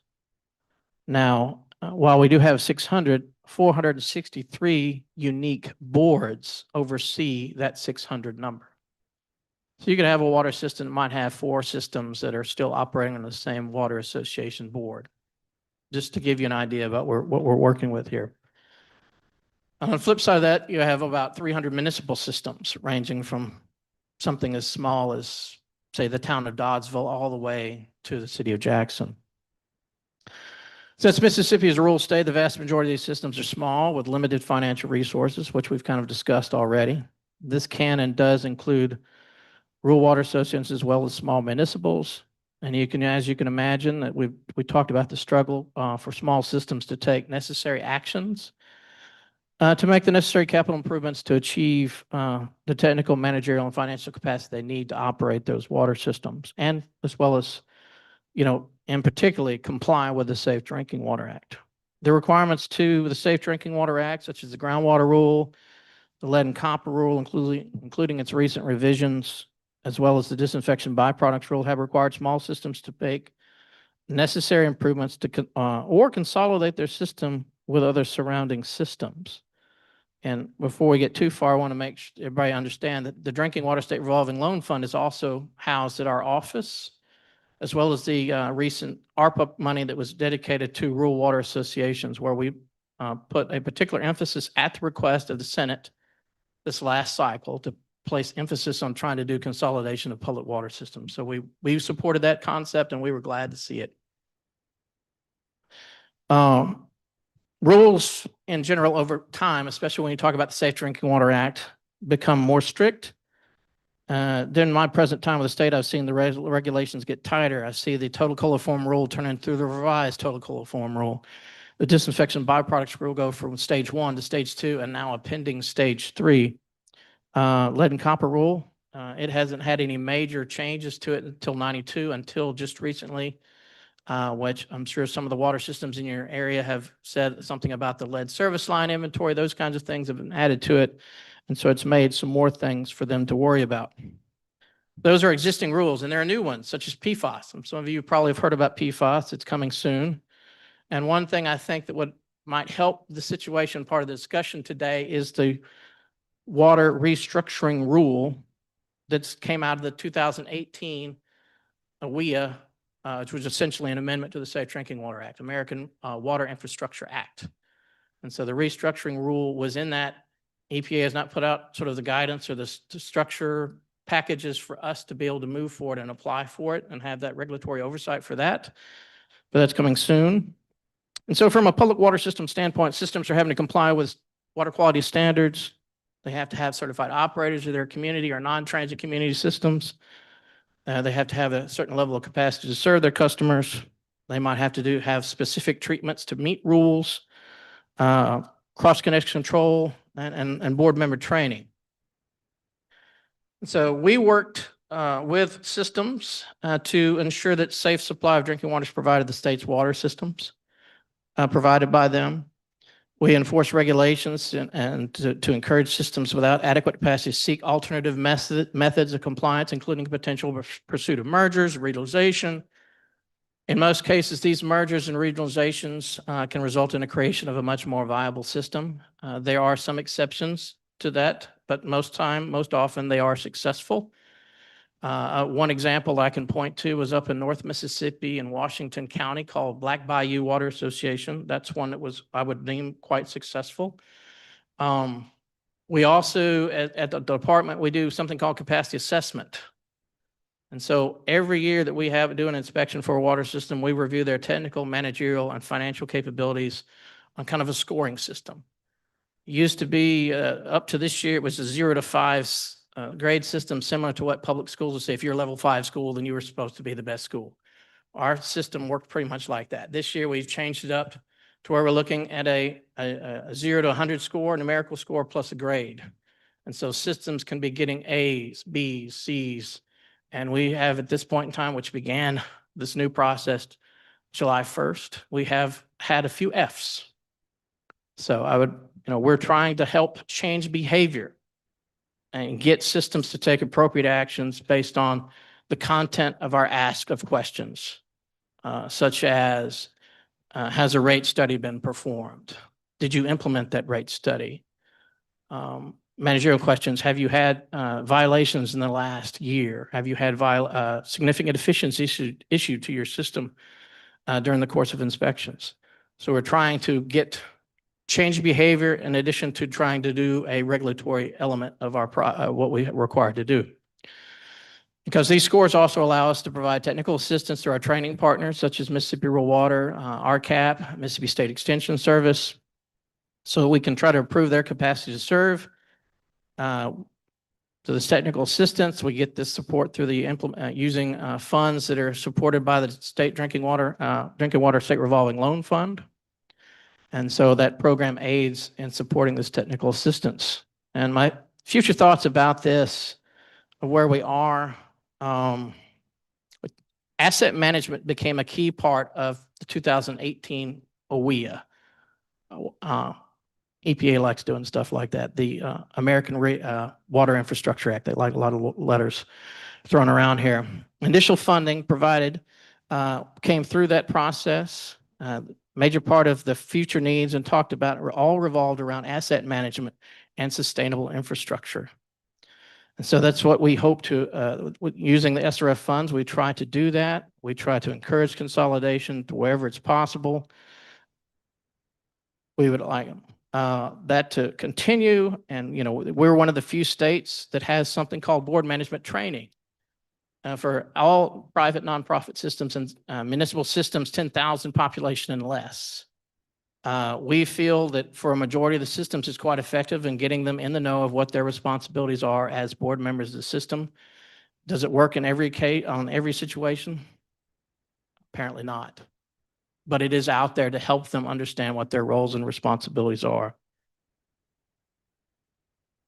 I would believe that recent modifications to the legislation to help ensure that board members, as recently they were required to attend some additional training after they've been on the board for a period of time.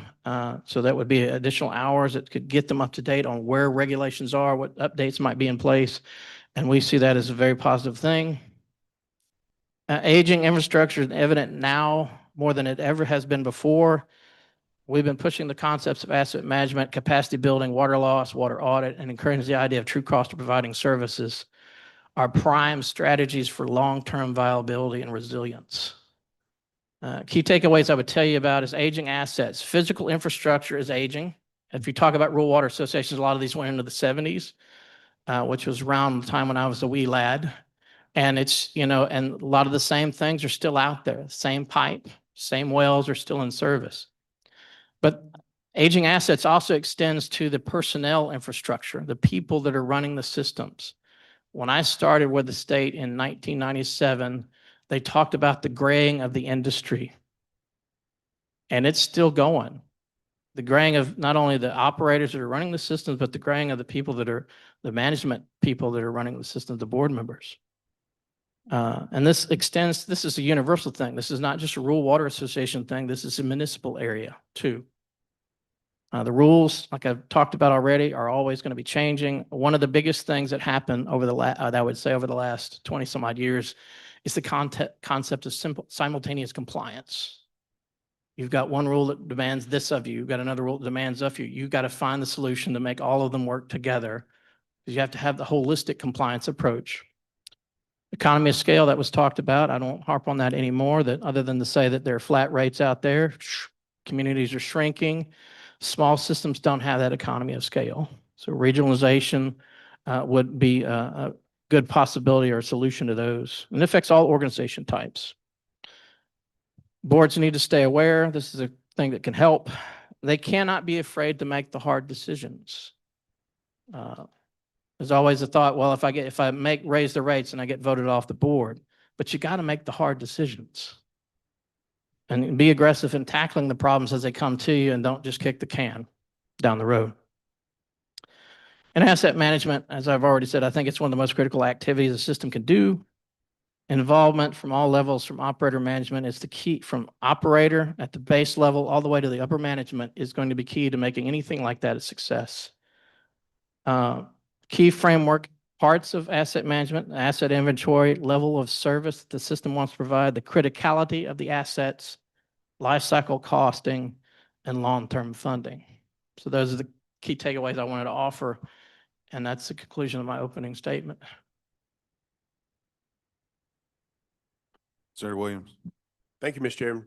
Mr. Moody, Yes, sir. Moody, thank you for being here. Appreciate your time and what you do for our state. I've got a few questions. You've talked about consolidation with the ARPA and trying to encourage that.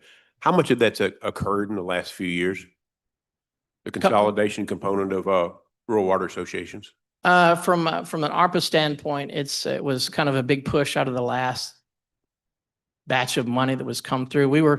The SRF program has always funded consolidation if systems wanted to do it. We see that there was a big push. Some of the senators, I think Senator Hobb Bryan was saying that we have entirely too many systems in the state of Mississippi. And we at the Department of Health were not disagreeing with him at all. We thought that was a good use of the money, and we wanted to encourage that. And we certainly did our best to try to get systems to play ball with that process. How many would you say have engaged in some form of consolidation? From the time that we made that a key element of the ARPA process, I would say that we had maybe 30 systems that chose to go that down the road. So 5%, that's a pretty good number. Yeah, I would think. and we're trying to find ways to be able to maximize that number, and looking at ways is to maximize the use of our SRF funds that we get to try to create a set aside of funds purely for a consolidation effort. Right. Like maybe dropping a well and a treatment plant in the middle of 3 or 4 systems that they all can come together and be a part of that. Okay, well, good. Of the 600 or so unique water associations, if I understood what you said right, how many are out of compliance at this moment? I think what I would venture to say is a great majority of the systems of rural water associations, we're talking about rural water, I think that you could easily say that 95% are meeting standards. Now, the other 5, it might mean maybe they forgot to take one sample 1 month. But they turn around the next month, they collect the samples, and they're back into compliance. Right, understood. Compliance is kind of it's kind of a moving target. Oh, I understand. I mean, and things happen, and I get that, but Yes, you know, the in previous testimony, we had some that seemed to be really in trouble or having issues. Can you speak to that a little bit, maybe? I think somebody said that someone from maybe it was someone from our office at the department said that she's got to go stand and knock on the door all the time and take an active role and being a part of the system. I mean, if customer complaints come to us, we send our people out to investigate those. If it's something we can control, water quality issues, low pressure, then we send our people to take action. Now, your list was quite expansive, but of the complaints that have been coming to us, and we have an open door on complaints, customers try to call us all the time. Over the last year, we've only received 140 of the entire state. Now, but we're out there, we tell everybody who we are. Maybe they're calling Mr. Wells over to DEQ rather than the Department of Health with drinking water. But we take an active role in trying to find out what the nature of those complaints are, and we take them seriously. You mentioned the grading scale you got out there. It's a 100-point scale. Do you have data that speaks to all the associations of where we stand? Is that something the committee could get? Currently, there's the annual report from last year that's on the agency's website, and I'm about to prepare the newest report that ended this FY that just passed us. And I'll have that, and that one is required to be out on the agency's website when it's completed. And it'll have that 100-point scale you were mentioning? That one will still be the old scale, but we will be talking about the introduction of the new scale, and will probably include what the new questions look like. We took what we already had, we added some more that we felt really kind of dug a little deeper into what systems need to have, such as keeping track of their own complaint database. Right. Keeping a ongoing up-to-date emergency response plan and risk and resilience analysis in place. You mentioned one thing that kind of was intriguing that caught my attention, aging out. We're talking about age of infrastructure, but age of board members as well. Yeah. Kind of give me your opinion on that. I mean, as we know across all metrics, all boards, as we age out, the younger generation hasn't engaged as fully as the older generation.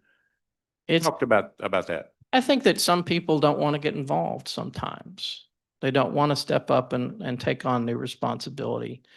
And the old people, they say, well, Jim's been around for 50 years, he'll keep doing it. And while that might be the case, it's not necessarily a stable environment for operations. There needs to be a continuity, like you have a continuity of operations in your business or the state government for that matter. You need to have a continuity of operations related to and management of the water system. Sure. We need it. I guess what I'm asking is if that concern continues to be there, where will we be in 5 years or 10 years? I think in if this arena? if the concern about say board members not stepping up and being the role, I think you're going to see a whole lot more consolidation just from the sheer magnitude of the situation of people not say, we don't have the ability to do this by ourselves anymore. And then and operating community is getting older. And so they're not going to be around as much. And so we've got to get that new generation, and consolidation will probably be a major fix to kind of reducing the overall water system footprint, the number of water systems. we're talking Understood, about. understood. Just last question. If, with what you've heard today and what your experience is with water associations, what are the one or two or three things that could be done that would get the most traction? I think a concerted consolidation effort can be for systems that don't seem to be making the grade, if you will, and strong asset management programs.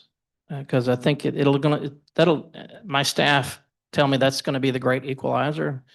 Once the board realizes it's going to cost over $1 million to replace the well that they drilled 5 years ago or 10 years ago for just $500,000, and now it's like $1.3 million.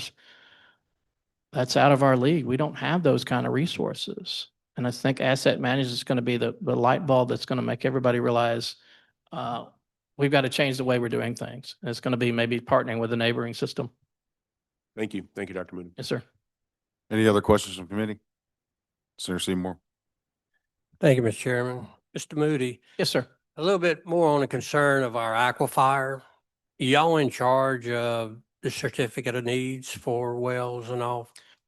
We do not issue the permits for the aquifers of use that resides with the Mississippi Department of Environmental Quality. So we don't permit the use of water and the pulling of water. Y'all do not permit the actual, if a city comes, they have to come to y'all to get a permit, a certificate of need. They come to us when they would need to make infrastructure improvements or changes. Out of the 1997 amendment, any new infrastructure additions, whether it be subdivisions, treatment plants, wells, elevated storage tanks, et cetera, they have to come to our office to get approval prior to construction. Correct. And if it's a well, they're going to be seeking to file a permit with the DEQ before we can approve that well. But in this same, I think it was around 95, where the EPA was really having concerns about our aquifer in reducing the number of permitted wells being drilled, more or less taking a more conservative approach, especially in high growth areas as far as the depletion of our aquifer. What is the criteria that y'all use to certify that this area is in need of a well? Well, we look at from one of the elements I was talking about, capacity. What is the capacity of a water system to serve? They have 1,000 customers and they need enough capacity between treatment and storage and source capacity in order to meet those 1,000 customers. We look at that purely from the technical need. And then the consulting engineering community working with that system comes and develops a plan to respond to it. They will seek that permit from the DEQ for the water that they want to provide. The DEQ might say, okay, we can't give you a 500 gallon per minute well, but we can give you 250. Do y'all even factor in the efficiency or the cost? The Let me cost. give you an example. Say, Okay. it's going to, you're talking 1.4 million. A lot of them, when you get closer to the coast, you're having to go deeper. You're looking at 6, maybe 7 million between a tank and the permitted well, to where there's another source in the area within an achievable distance that will provide the supply of water needed for the area. Do y'all take that into account? We do when we're dealing with an SRF project. If it's a request from the water system to drill their own well, they will make that request to us. And if the funding comes through the Drinking Water State Revolving Loan Fund in our office, then we would be asking questions. Well, you've got a neighboring source nearby that you should be considering and utilizing. The system may take that thing, because they present that too as their option list of what they intend to do with the funding they receive. Option one is is the no-go option. If we don't do anything, this is what happens. And then they'll list a couple of others, including seeking service from somewhere else as a possible option. Well, when the service can provide you with grade 5 water and the well that you're wanting to get permitted will not produce a grade 3, maybe a 2.5, when it really will require treatment after it's brought to the surface, I would venture to ask y'all to do a little more due diligence in looking at some of the certifications that have been given in the past. You mean requests for permits for wells? Yes, sir. Okay, Thank you. I think we can do that. Any other questions from the committee? Thank you. Thank you. All right, Dr. Barrett from Hill State University. What a weekend we had there. Hey.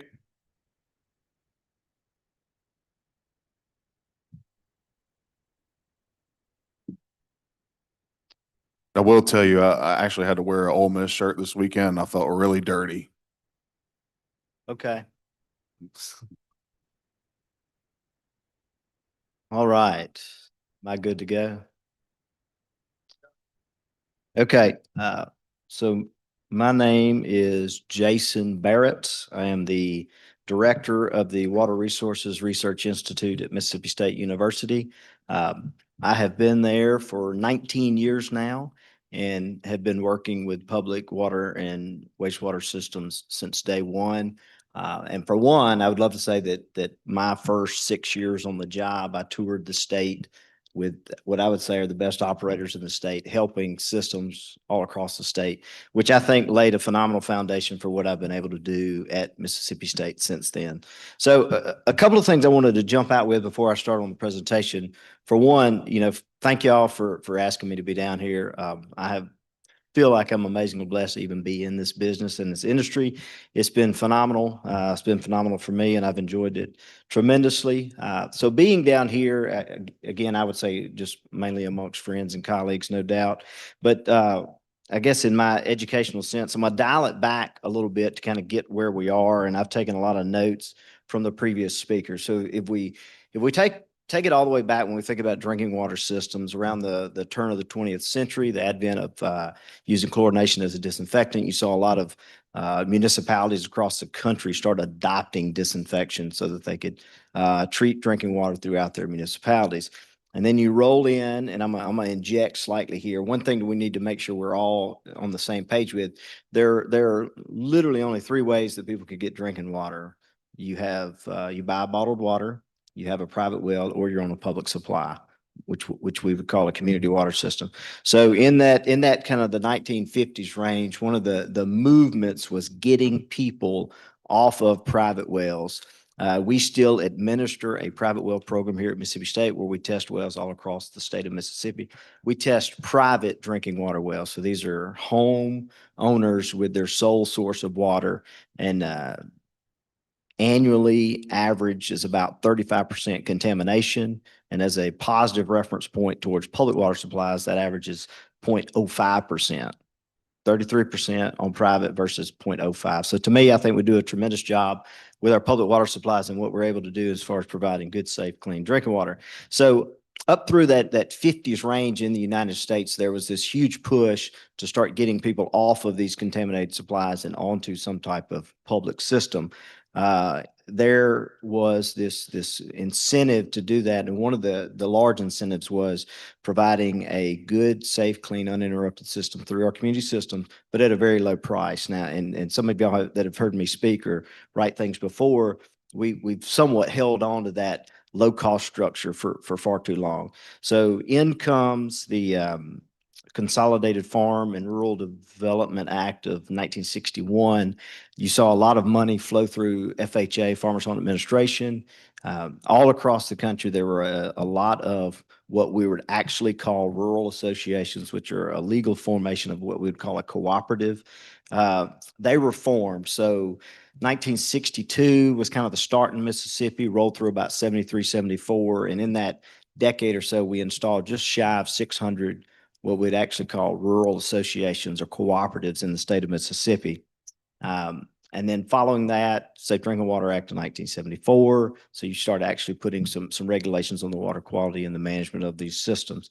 So we've seen, I'm gonna say, this progression of how we've kind of have gotten to where we are. A couple of points I wanted to make before I jump into this presentation.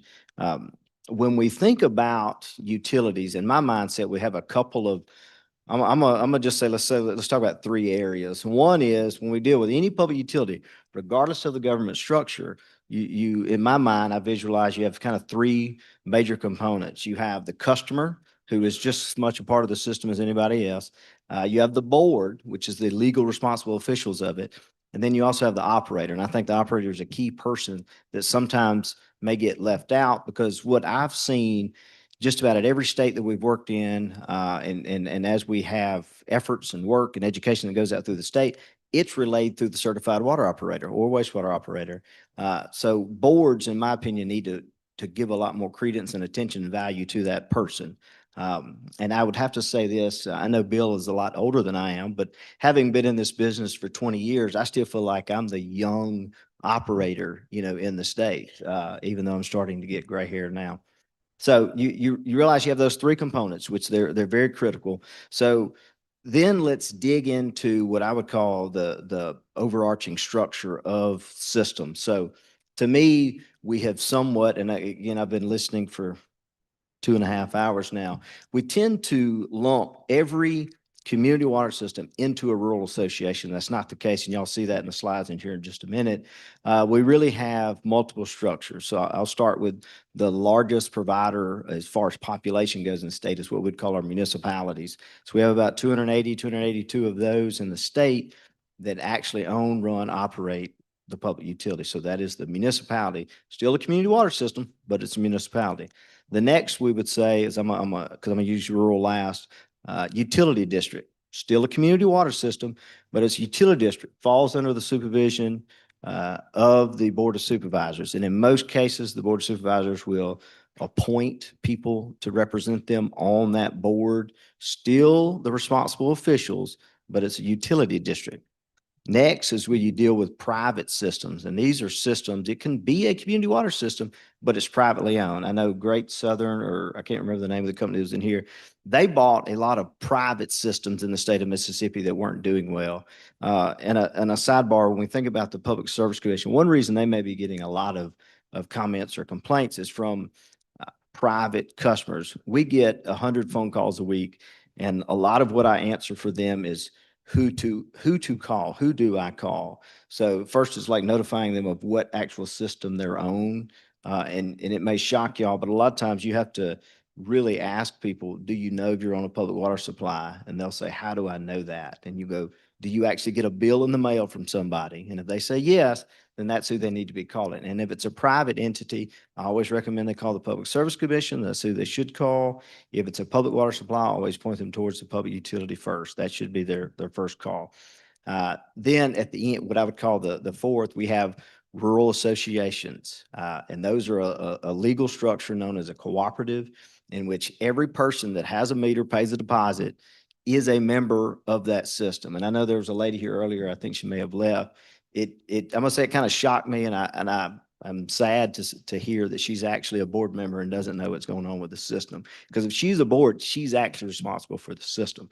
So again, thinking about those four completely different legal structures, they're all community water systems. So it does bother me sometimes when I feel like rural associations get kind of nicked as far as having issues, when in all honesty, it may be a utility district or a private system or a municipality that's actually having the issues, not necessarily a rural association. I think one of the reasons we hear it so much is just because we have so many of them. They make up such a large percentage of our actual community systems in the state.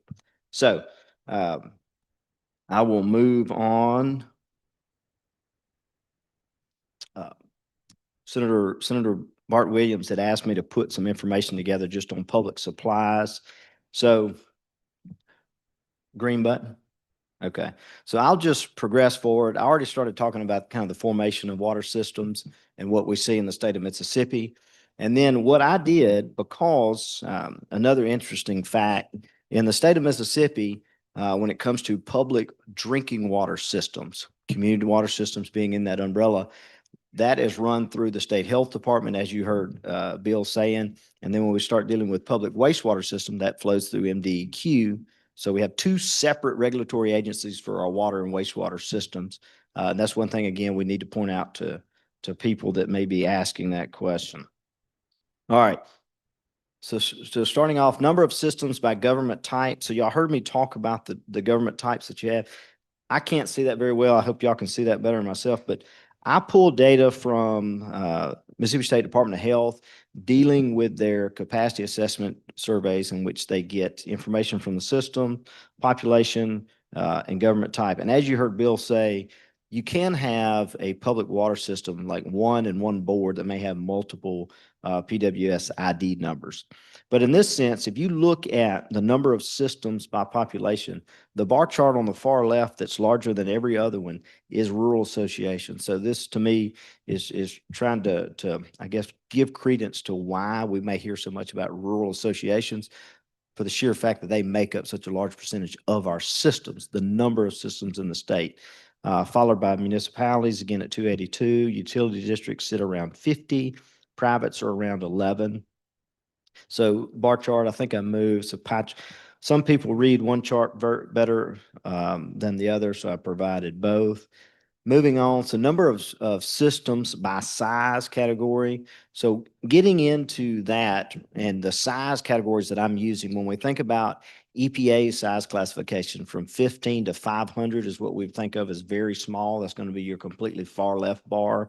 The second one's small, where we go from 501 to 3,300. Mediums, where we go from 3,301 to 10,000. Large is 10,000 above. Very large, I believe, is 50,000 above. So when we look at the breakdown of each of these government structures, I'm just kind of showing you the average size that we see. Because I heard a question earlier when we asked, is there a magic size? Some would venture to say that there is. I think it can vary depending on the government structure, because when you look at rural associations, they typically have one, I'm going to say, widget that they sell, and that's water. Whereas if you may look at a municipality, they've got multiple operations within their system. So they share economies of scale and scope. So they may be able to spread the use of a backhoe or a pickup truck across multiple enterprises. So just thinking about that, rural associations are a lot more dependent on the revenue that they get because they just have that one scope. All right, again, pie chart. So when we look at, I think I added this in. This, from a co-op standpoint, the University of Wisconsin has an institute on cooperatives, and they put this map together where they put a red dot on cooperatives. So as you can see, between us, California, one of the New England states, and I believe that's Washington, we like that government structure. So I'm not exactly sure why. I know I've posed this question many a time, and some of these operators may have seen this slide before, but we do have a lot of rural associations or cooperatives in the state of Mississippi, especially compared to other states in the Southeast. All right. Dealing with utility districts, again, looking at the size classification, if you'll notice, they have a lot more smaller. One of the reasons you may see this is, this is, I'm going to say, somewhat anecdotal, but a lot of utility districts get formed because there's a need within the county. The citizens reach out to their supervisors. The supervisors can find no other way to provide the service, so they create a utility district, end up drilling a well or connecting to the adjacent water supply and having a service area. All right. Moving on to municipalities. And as you'll notice, we have a lot more municipalities that fall within that small range. And I know so they've got 51% that fall actually into that small range. So you're seeing that a lot of our systems fall within that 501 to 3,300, which is actually going to be closer to our average size in the state, and we'll get to that in just a minute. So from the private, if you'll notice, you have a lot more very small. And from the private standpoint, where we see that take shape is if you have a developer in some area that wants to put in a subdivision, and they do not have access to a public supply, they may create a system. Also, you will have from a private standpoint and how these systems even begin to exist is through, I'm gonna say, some transfer ownership, like you saw from the larger company that's putting systems together.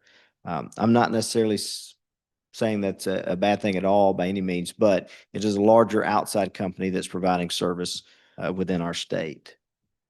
Again, that's okay. Now looking at population, I think this is to me, where it gets really interesting, because from the population served by each government type, municipalities, if you can see, is the far left chart. So when we look at the total population for the state of Mississippi, municipalities are providing 55.5% of the population of the state, even though they have far fewer number of actual public water supplies themselves. Cooperatives serve, or rural associations serve, about 39 or 40% of it. So even though they make up a mass majority of the number of systems in the state, they're only serving about 40% of the population. I'm gonna move. So yeah, that's just the pie chart that shows it. So when we think about average population, all right, so on the left is municipalities. Average population sits at 5,877. The second bar chart is districts at 2,759. Cooperatives is 1,808, and private is 1,499. So when we think about the average size, if there's a interest of any sort of where we fall, again, municipalities serving a much larger population base and fewer, of course, they're going to have a larger average size. The districts are a little bit larger, with co-ops being the third at 1,808.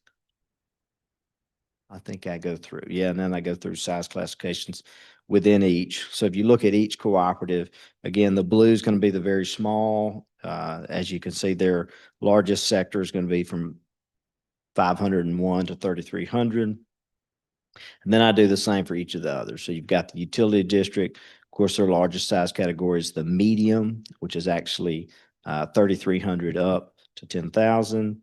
And then with municipalities, it seems like their largest breakdown is actually above that. So municipalities tend to have the larger population base. And then the breakdown of privates, which of course are a little bit smaller. All right. The other item that I would talk about outside of just the generic numbers that I just shared, where we think about the different government structures, how many exist, populations. I provided a draft publication to y'all. We've been having this discussion about compliance with public water supplies for a long time. And one of the things that Bill spoke of is the capacity development assessment. Again, it's been going on for almost 20 years. So there's a lot of longitudinal data. If you ever wanted to look at anything, myself and Dr. Brian Blank, who's over in the business college, we took a stab at just coming up with a matrix of sorts for viability. So when we think about those three buckets, managerial, technical, and financial, you have questions related to those on the capacity assessment. So from a managerial standpoint, we can ask, do you have any Safe Drinking Water Act violations? From a technical standpoint, we can ask, do you have any significant deficiencies? And then from a financial, we dig a little bit deeper, because we ask, have you raised your rates? Have you created a budget, or has an audit been performed? And do you show revenues exceed expenditures? So to me, those are, if we had to pick five, and I wanted the magic number of five, but if we had to pick five, to me, that is where we would go, because those give a really good criteria of, are you meeting the needs of your system? And in this framework, again, this is just 1 year.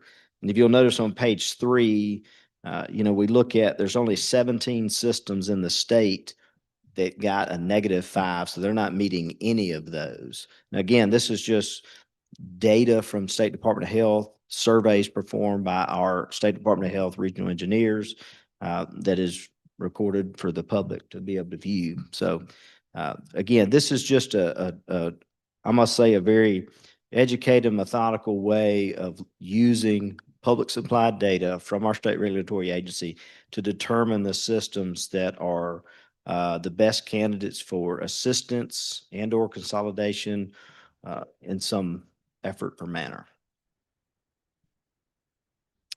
Yes, sir. Senator Williams. Thank you, Dr. Barrett. Thank you for coming and presenting today. I appreciate you preparing this. Couple things. One, you and I talked a little bit about the success that Alabama had earlier in this millennium in consolidating. Could you share with kind of what they did and how they were able to do that to consolidate districts?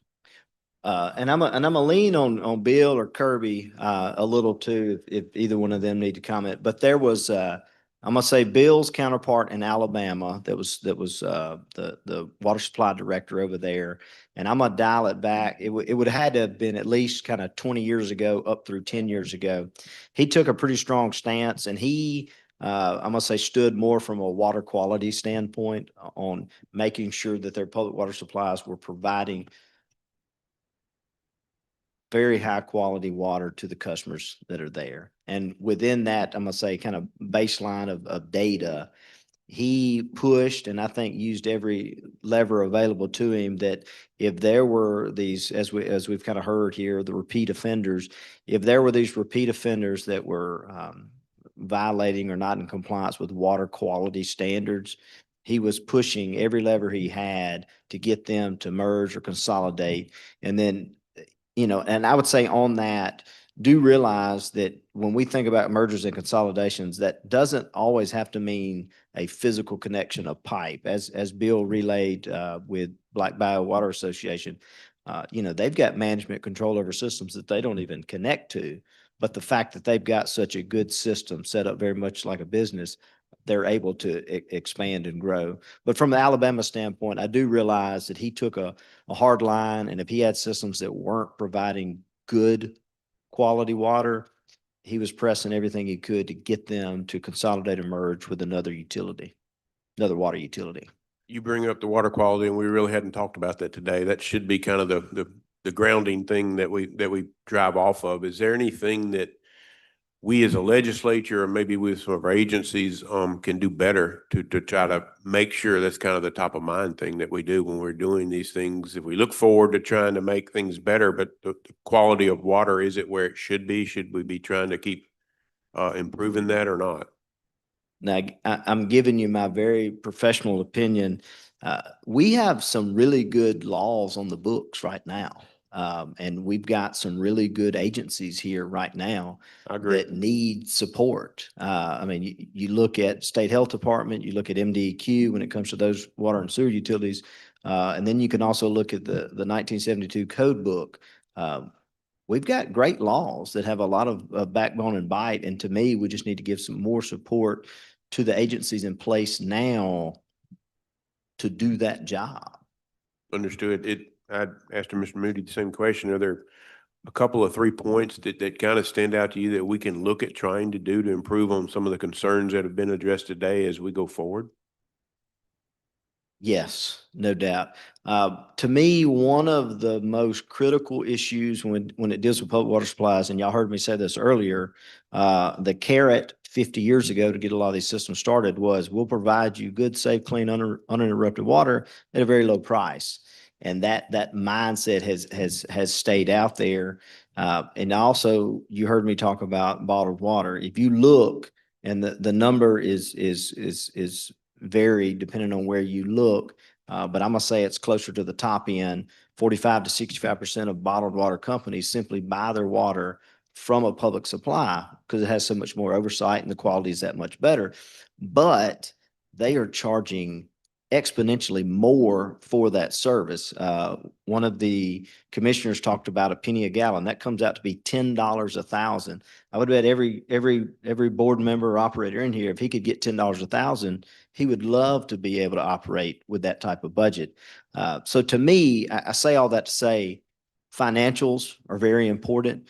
holding our systems a little more accountable on the financial side, making sure that those annual audits are getting done, making sure that you're accounting for depreciation whenever we're thinking about our operating ratio. Are we actually operating where we need to be? Setting rates and looking at those. Again, I know Bill and them have added in the capacity assessment the question on, have you raised your rates in the last 5 years? Is operating, you have more revenue than expenses? Those are questions that we ask. And again, in the draft, I showed you, we're seeing where systems are repeatedly not meeting that. So if there was something, and I think Kirby may talk about this, if there was some mechanism with a little more teeth that required our utilities to establish rates, look at their rates, set a rate structure, and make them adopt a specific rate structure. And again, I may have helped some of these rural associations that are in here today over the years. And I've always said, from my seat at the table with Mississippi State University, if I need to help you make the case that you need to increase your rates, invite me to your board meeting and I'll walk through it. I saw one of my Starkville aldermen here. I've presented at the city of Starkville's board meetings a couple of times in that very instance, because rates, I think, are vital to the system. So if we had some type of I'm gonna say carrot or stick related to getting rates set and adopted to make sure that there's sufficient funds to run the system, I think is probably one of the most critical pieces.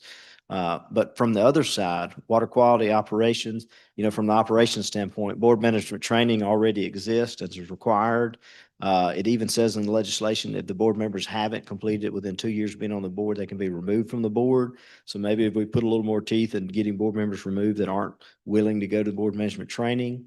And then as far as the regulations, I think the health department has enough, regulations if they just had some support in fulfilling that. Thank you, Doctor. Appreciate you being here today. Okay. Any other questions from the committee? I appreciate you being here today. Thank you. Yes, sir. Mr. Mayfield, you're up.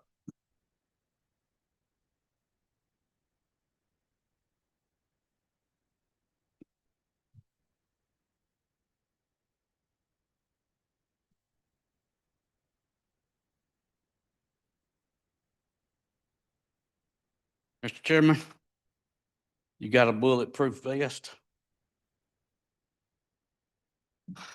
I wear one all the time. Mr. Chairman, members of the committee, I want to thank you for the opportunity to address you today on behalf of Mississippi's Rural Water Associations. I come to you today with over 40 years of experience in the water industry. I began my career in 1985 working for a rural water association in Covington County. In 1990, I joined the team of Mississippi Rural Water as a circuit rider. And in 2007, I took over the role as CEO. I have seen many changes in the industry since I started, including legislative changes, such as mandatory operator certification, water quality and needs feed legislation, mandatory board training, reporting requirements, advanced board member training, EPA rules and regulations, and the list goes on. Mr. Chairman, I do want to thank you for asking to see a copy of the repeat offenders from the PSC. I'd like to see how many was actually rural water associations, how many was private, and how many were municipal. Our rural water associations are not only utilities. They are member-owned nonprofit organizations that provide safe, reliable drinking water to hundreds of thousands of Mississippians every day. They were built by rural leaders for rural communities and governed by the very people they serve. I know this committee is committed to ensuring that our citizens are protected and that our utilities operate responsibly. But I stand here today to remind you that Mississippi already has strong laws already in place to accomplish just that. I also want to state that this legislature leads the nation in other states in requiring good governance and increased efficiencies for this industry. And for that, each one of you deserve credit for that. Mississippi Code 79-11-101-11 through 398, known as the Mississippi Nonprofit Act, which has been talked about much today. It provides the framework for rural water associations. These statutes ensure that the associations are organized, governed, and operated with accountability and transparency.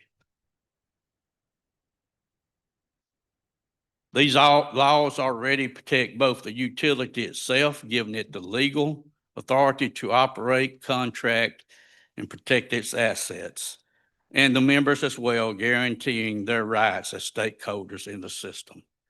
When I took over CEO in 2007, one of the best things I ever done is I invited our legal attorney, Mr. Jim Herring, to come in with me, and we spent 2 whole days going through the Mississippi Nonprofit Act.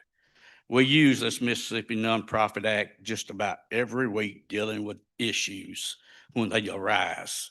Case in point, we've got a system over in East Central Mississippi. I got a call about 2.5 months ago from some members of the system, said we've been dealing with our board and the board is not acting and we got problems and we want to know how we can move the entire board. Can that be done? I said, let me refer you to the Nonprofit Act. And I showed them what code section to go in. And I talked them through it. I said, in the Mississippi Nonprofit Act, it gives you as members the right to remove one or the entire board with a petition to the board to call a meeting of the members for an annual membership meeting. 2 weeks from Thursday night, the system will hold that meeting for those members to vote whether or not to remove that whole board. Transparency, budgets, bylaws, paperwork. The Nonprofit Act allows for those members, if they cannot get those material from those boards, that gives them a route to go and get those materials. Additional provisions under the Mississippi Public Utility Statutes, Health Department regulations, and environmental laws further safeguard public health, financial accountability, and service reliability. Commissioner Brown talked about 77.3 a little earlier. It does give the PSC the jurisdiction and allows the PSC to revoke a certificate if that utility fails to correct a service deficiency ordered by the commission. And the PSC finds that cancellation would be in the best interest of the consuming public. So we have issues where that would work.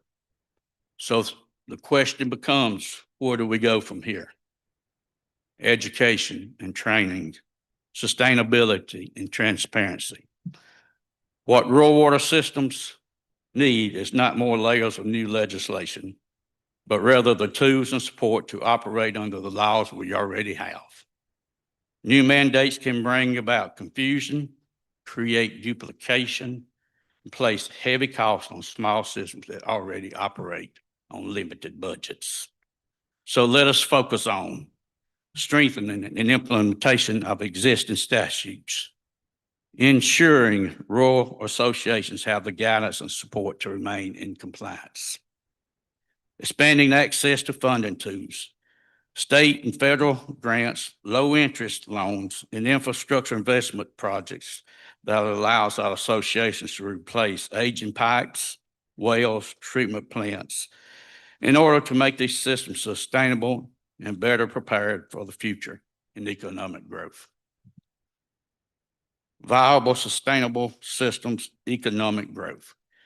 This is one area that I would suggest that if we had to look at some legislation, that we may look at this possible legislation. I've discussed it previously with the Lieutenant Governor. He was in full support of it with several other legislatures. But about 4 years ago, Arkansas passed a law that required all their utilities to have a rate study done by a approved rate provider, which would, our case would be Mississippi Rural Water, Mississippi State Extension. And they would go in every 5 years and do these rate studies and go present them to those boards. And those boards would have to adhere to those recommendations. I've talked to my counterparts in Arkansas, and this is working beautiful up there. Furthermore, let's add into that legislation that when a utility reaches 80% of its capacity, total capacity design, that those boards are required to immediately hire an engineer, get an engineer board along with funding agencies and start the planning and process to upgrade their utilities to get their total capacity design back within normal range. Bill Moody talked about asset management plans. Let's make asset management plans a must in this bill. Failure to do any of the above would result in the Mississippi Department of Health Division of Water Supply issuing what they call a significant deficiency. Once a significant deficiency is issued, then that allows the Department of Health to bring them in for hearings and possible fines. Supporting workforce development, training and certifying the next generation of water operators to meet today's demands. Many of our operators are at or near the retirement age. Some of our operators are already retiring due to the increased rules and regulations and the stress that's added to it. Encouraging collaboration, allowing associations to share services and resources without losing their independence and local control. Then we've talked about encouraging these systems to seek voluntary merger and consolidation efforts and providing avenues to them to make this advantageous for both parties involved. Round 2A of the ARPA, we talked about that. Bill was right. There was like 31 systems that was applied for merger and consolidation to get those funds. The caveat with it was that they could use part of those funds to pay off the existing debt of those systems they was taking over. We worked with 31 systems to make this happen. 29 of them done it out of those 31. So it worked. Better educate. We need to better educate and train our utilities as well as the members they serve on the existing laws out there on how they can access them. Senators, as previously mentioned, Mississippi has led the nation in requiring the state board training. At one time, we were one of the only 2 states that required it. Operator certification and other activities to enhance proper governance, protection, and efficient operations and service. I want to compliment the legislature for your leadership and actions with the water industry. The current laws we have are sufficient to continue to protect our water associations and the customers they serve.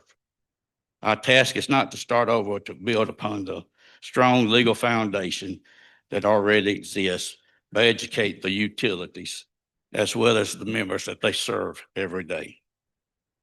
I want to thank you for your time. And Mr. Chairman, with your permission, I would like to address a few of the issues. And I got a couple of guys that I would like to bring up and speak and have you to recognize them at the proper time. All right, let's start with questions first. Senator Williams. Thank you, Mr. Chairman. Mr. Kirby, thank you for being here. I appreciate it. And I kind of want to echo, I want to thank you for your years of service in this. You probably literally know where a lot of the pipes are buried. Very much. That's key. And I know that I personally have dealt with you and your people many times for issues, and I'll echo what some other people have said. You're always right there, spot on. And you know, sometimes it may not be the answer constituent wants, but we get an answer and we're able to go forward and we get an explanation as to what the answer is. So I'm very grateful for that, and thank you very much for that.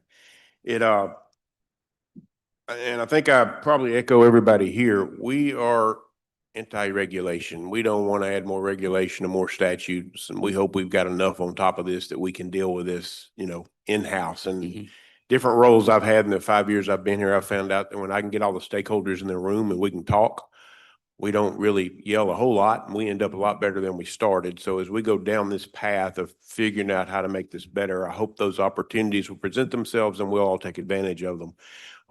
We want to do the least amount of regulation that we can. With that being said, just to cut to the chase, we've heard a lot today from a lot of metrics. How do we make the bad players behave? I mean, in the 5 years I've been in the legislature, this rumble has become a shout. It's getting louder, and we want to figure out how to fix it. And obviously you've given some suggestions here, but is there anything, you know, it's hard to make good people follow rules. Before you answer that question, I will say this is not the rural water hearing. So the reason why I asked for the complaints from the PSC is I want to see what that dynamic is. So I'm glad that you mentioned that in your opening statement. With that, you recognize. Okay, I think education, our members, the customers out there, educating them on the Nonprofit Act. Like I say, it's member owned. If those members of that system's having problems, get them a petition and deal with it. It's just like the member owned electric power associations. Understood.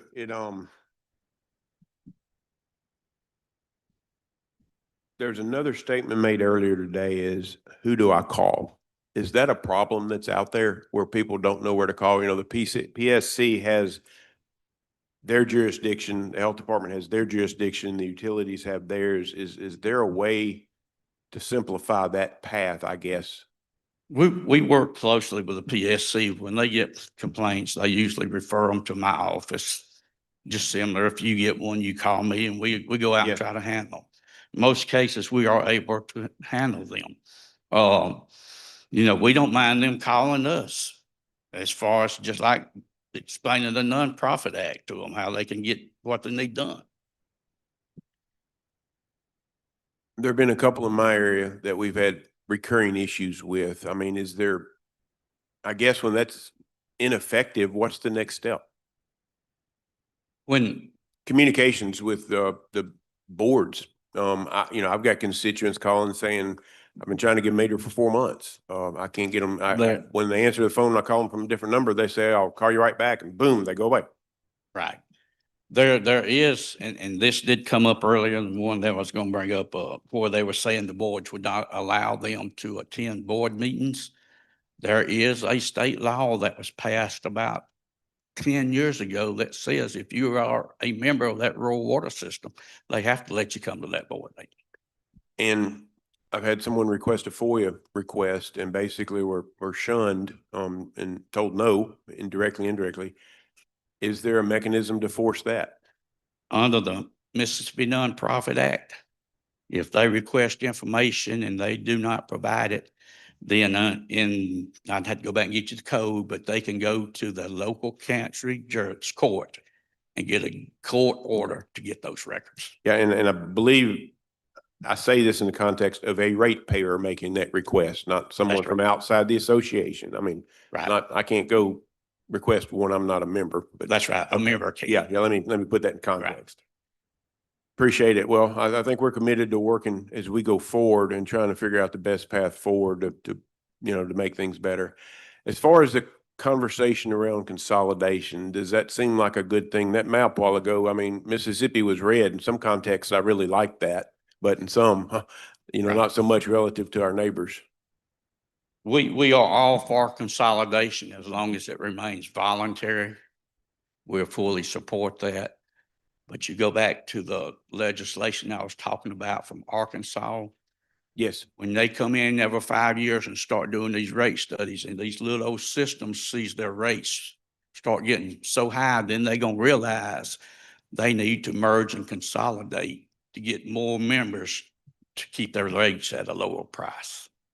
No one's out and said it directly, but there's been an undercurrent all day long about we probably ain't charging enough in some areas. I mean, nobody hears about raising rates, raising taxes and doing those things. But at the end of the day, it costs X amount to deliver and we got to charge X amount to break even. I guess we use Arkansas as a reference with that required assessment of where the rates should be. And I think as we've got aging infrastructure, that cost continues to go up. That's right. I mean, you get a new car, you don't have to worry about the air conditioner for 5 or 6 years. At some point you do. We're way past that 5 or 6 years, I think. And think that will help answer that and people understand, I'm fortunate in that personally, I've got, I think 2 of the best water associations, New Light and Adenton. I'm going to mention them.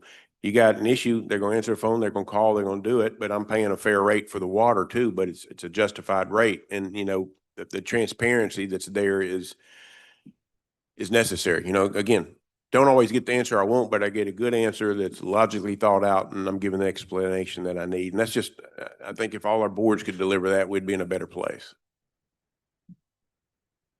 Right, I agree. Representative Wilkes, you're recognized. Thank you. Thank you, Mr. Mayfield. I appreciate you being here today, and I appreciate your help. You've helped Senator Hill and I a lot, and we greatly appreciate your efforts. But I would like to say, you're talking about we have enough laws on the books and stuff, but none of that is helping me in Pearl River County. I mean, I've had more issues with Pearl River Central Water. That's one of the top 2 issues I've had since I've been in office.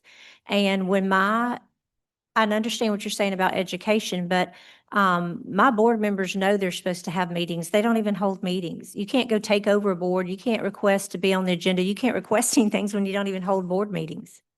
So, and when you have people steadily calling you about their brown water and sand in their water and all these issues that they're having and cutting people's water off at 4 or 5 o'clock on Friday afternoon and bills and meters and 4 months to get a meter and all these things, you don't have time to go to Chancery Court. People don't have time for all these things. And they, Senator Hill and I call, they disregard, they could care less. They don't listen to anyone. You heard our county administrator speak, and they disregard the county, and the county basically paid for their water tank for the last 20 years, and they don't even, have any respect for them.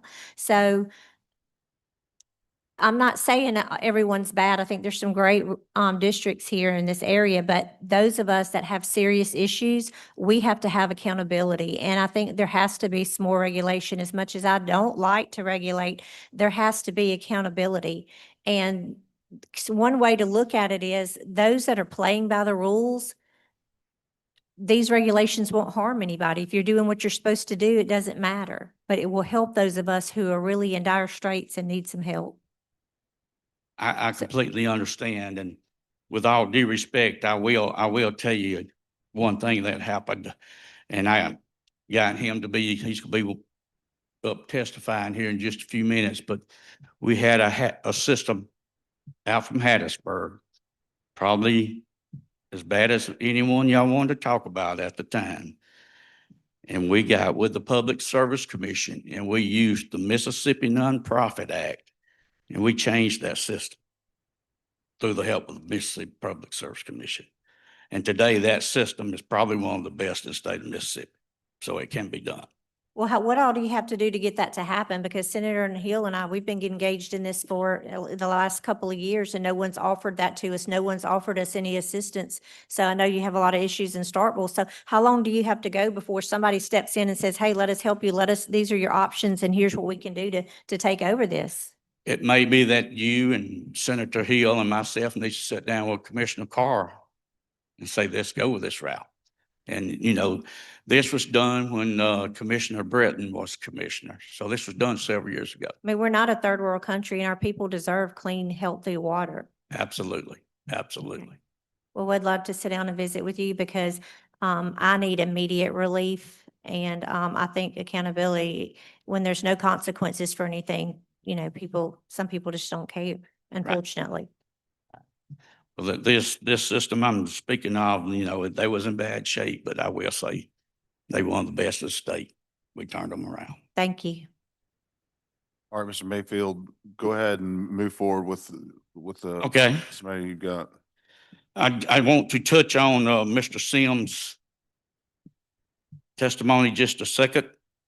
He was talking about our rural water systems not getting involved and signing on with these utility authorities. Again, to show in my age, I was around when that legislation ever become law. So I looked at it from day one. And there's 2 main clauses in that legislation that hurts our water systems from getting involved with the utility authorities. One being that if you become connected with or tied into the utility authority in any way, you fall under all their jurisdiction. That scares our rural water associations to death. Because if they get tied into with the utility authority in any way, then they cannot drill a well, do infrastructure upgrades or anything without that utility authority's approval. The second one is our rural water systems has to have permits redone like every 5 or 10 years with DEQ for the well permits. That law states in there that the utility authority has to approve that well permit before DEQ can approve that permit. So that scares our utilities to death. So if we could make some changes to that point. And I do, Mr. Jim Herring, I said was our attorney. Mr. Jim had to have a quadruple bypass, but he did have a court case under the PSC that I would like to offer up for an exhibit. And I would like to ask that you recognize Mr. John Prickett, who is an engineer from Stone County. He's recognized.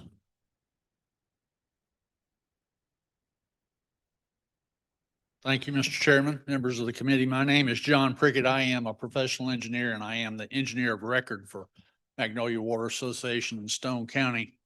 I've also been around a while. I was on the grant administration team that actually oversaw the funding and construction of the infrastructure that became the basis of the Stone County Utility Authority. So I've seen both sides.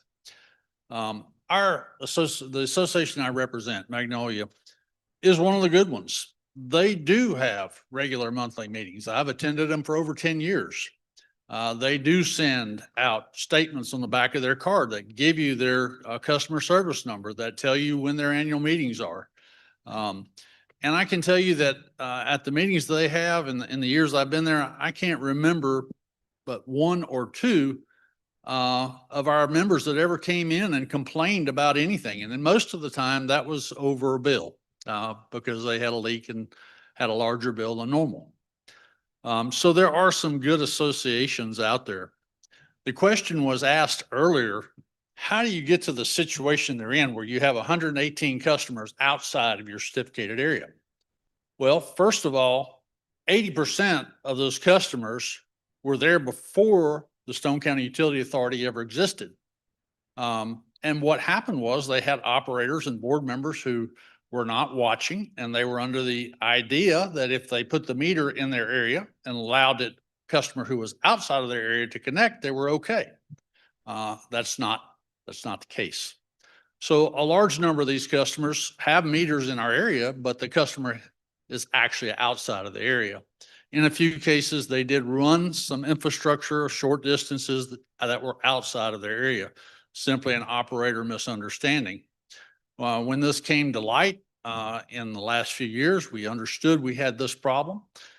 We took the normal action, which is to go before the Public Service Commission and ask to be able to continue to serve these customers that we've been serving for over 20 years in most cases. That case is now before the Public Service Commission. So that's how we got there. But the question really is, how does the interface between the rural water associations and the utility authorities, how is that going to work? And Mr. Mayfield touched on some of the issues with the law as it stands now. And that's exactly the problem. Our authorities were created to enhance and expand our water systems, but they were given areas that no one else was serving. They're on the outside fringes of where our certificated areas are for our rural water associations. If anyone can serve them, it's going to be the rural water associations because they're out there on the edges of our county where those can be reached. So in the case now, Mr. Sims mentioned earlier, I think there's some 19 areas, 16 of those they can't serve. They can't serve at all. So those 16 areas, either they're going to be allowed to become part of our certificated area, or we're going to have to tell those people you can't have water. It's a difficult situation, and it exists not only in our county, but in other counties. You heard earlier that the utility authority, Stone County Utility Authority, is a water provider. They are. They have about 43 connections. They serve 114 customers, about 0.6% of our county. In the 5 coastal counties, if you look at all 5 utility authorities, The authorities serve 3% of the total population. So I know there's a push for consolidation. I would urge you to change the law, make it where these rural water associations are allowed to connect without the threat of losing their own jurisdiction, without the threat of losing their autonomy, and let them connect to these authorities and get what they were intended originally to do. Let them connect and do that. I want to speak to that point a little bit more because the Stone County Utility Authority is adjacent to Mississippi Gulf Coast Community College. The community college recently elected to build over $1 million elevated storage tank to enhance their water system rather than to connect to the utility authority. If another government entity is unwilling to connect, how much more so is that true for your utility associations, your rural water associations? Thank you. Questions? Senator Seymour. Thank you, Mr. Chairman. Did not the Board of Supervisors of Stone County approve the formation of the Stone County Utility District? Stone County Utility Authority? Yes, sir, reluctantly, but they did. No, it was up to them. It was not no reluctantly about it because there were 6 counties involved when Haley Barbour, after Katrina, brought this forward. Yes, sir. Let me explain that comment that I made. Go ahead. They actually removed a number of the board members to hold the utility authority up. It was several years after they approved the authority. They removed those members for about a year and then ultimately did reappoint them. That's the reluctance I was referring to. That was in the local and private that was brought forth to this legislative body years before I was in, which had no, how would you say it? A board member could be removed at the whim of the supervisor at any time. Since then, because of the turnover, I've seen that there is a board now that seems to be compatible, trying to work with everybody there. And your statement about the Mississippi Gulf Coast Junior College, they never went or applied to the Stone County Utility Authority for water. When they have water outside the gate that could have supplied the whole campus, this is part of the issue that is at hand right now. The certificate area that you're dealing with on the outskirts, there is some validity to the fact that y'all have stepped outside and played the gray area of incorporating for the residents in that neighborhood. The deal is the consolidation is one part, but redundant service, when you've got water and sewer lines running down both sides of the street, are asinine. And that's what these utility authorities are supposed to help alleviate, because you don't want your customers and your taxpayers in the area paying double just because of a power struggle. And that's what it gets down to be for the most part, of who has the power to make the call. The chairman and I'll work with him as best we can to try to come to a compromise, but it does not keep y'all, if the utility authority does not deem it's feasible, and that is in the statute, it has to be efficient and feasible for them to hook up people out in their, wherever they're going to run their lines. It's not just a matter of them having total jurisdiction. There is some accountability of what they do, but what they do, if everybody's working together, we don't have our customers and our the taxpayers of the counties being double charged because on this side of the street belongs to one authority and one belongs to a rural water. We don't want that. I agree, sir. I'm not sure where you were going with that, but I will say that with regard to this specific situation, with Magnolia Water Association, we are dealing with 115 customers that already have had years of experience receiving water from this association. This is not new infrastructure. There's no new infrastructure proposed in this expansion of certificated area. This is just legal housekeeping to get them within their area, which they should have been to start with. We acknowledge that. So. Correct. Any other questions from the committee? Thank you, sir. Thank you. Mr. Mayfield.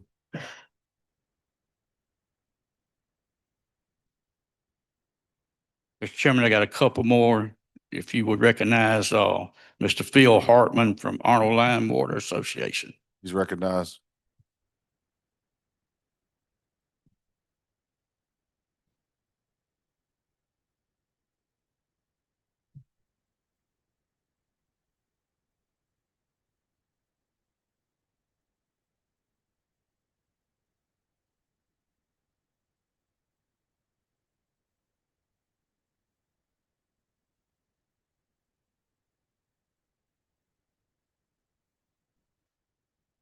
Good afternoon. I'm Phil Orton with Arnold Line Water Association in Hattiesburg. We're we have 2,500 meters and relatively small water company. We're bounded geographically, and we're the company that Kirby mentioned had a lot of issues that came to the attention of the Public Service Commission several years ago. Basically, our issue was customer service. And we had problems with billing. We had problems in the office. We had problems with attitude toward the customers. And they were really fed up with us. They were very disappointed with the service, and they got very vocal about it. And of course, were vocal to the Public Service Commission. Public Service Commission came down, had hearings, and in the hearings and coordinated that, of course, with rural water. They spent a lot of time, but in the hearings, heard all the issues from the people that were in the association. The association members got together. They had a vote. They changed the board members. And as a result of that, we wound up reorganizing the office completely in the way we do business. And as far as I know, we've overcome most of the issues that they were concerned about. Haven't heard anything from the Public Service Commission lately, so I hope we're okay.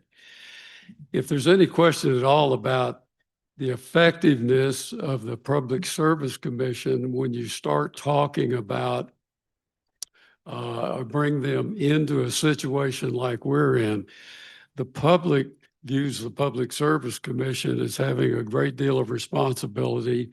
They also bring a lot of public attention on poor performing companies like ours was at that time. And so I think they, along with the Rural Water Association, were very effective in turning our business around. Matter of fact, I was one of the board members that was brought on board as a result of that whole process.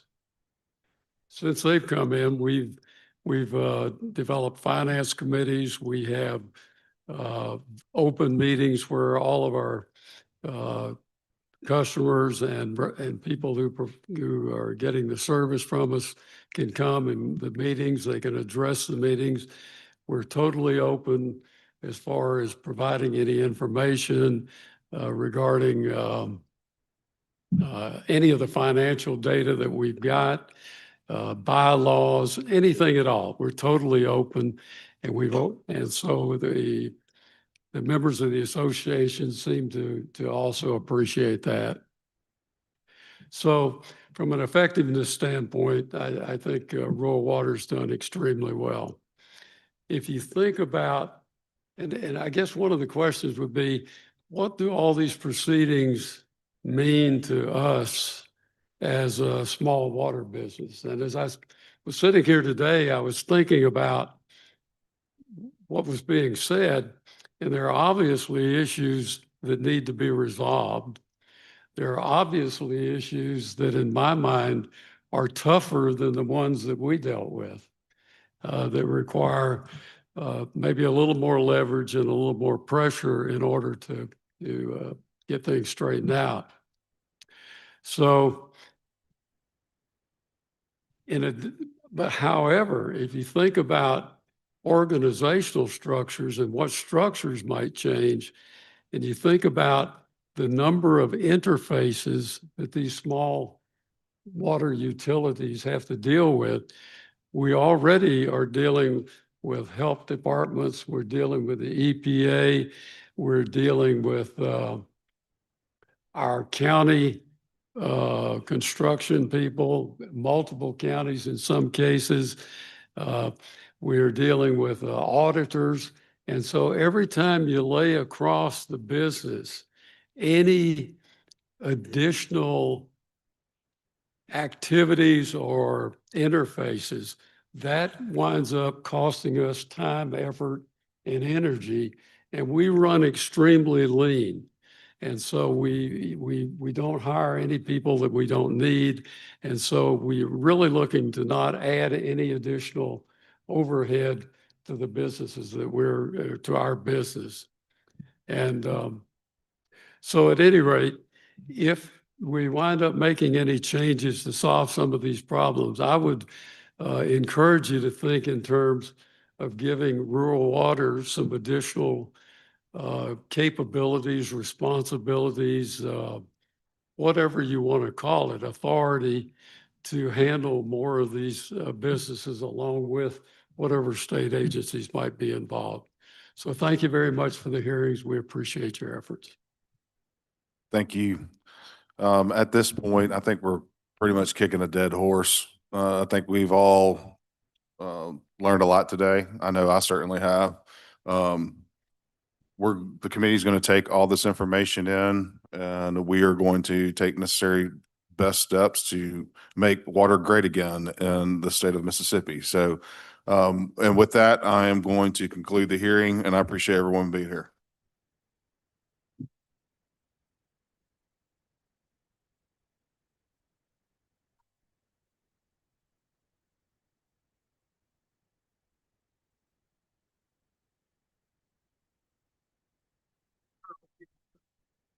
Okay. I was going to say, be clear.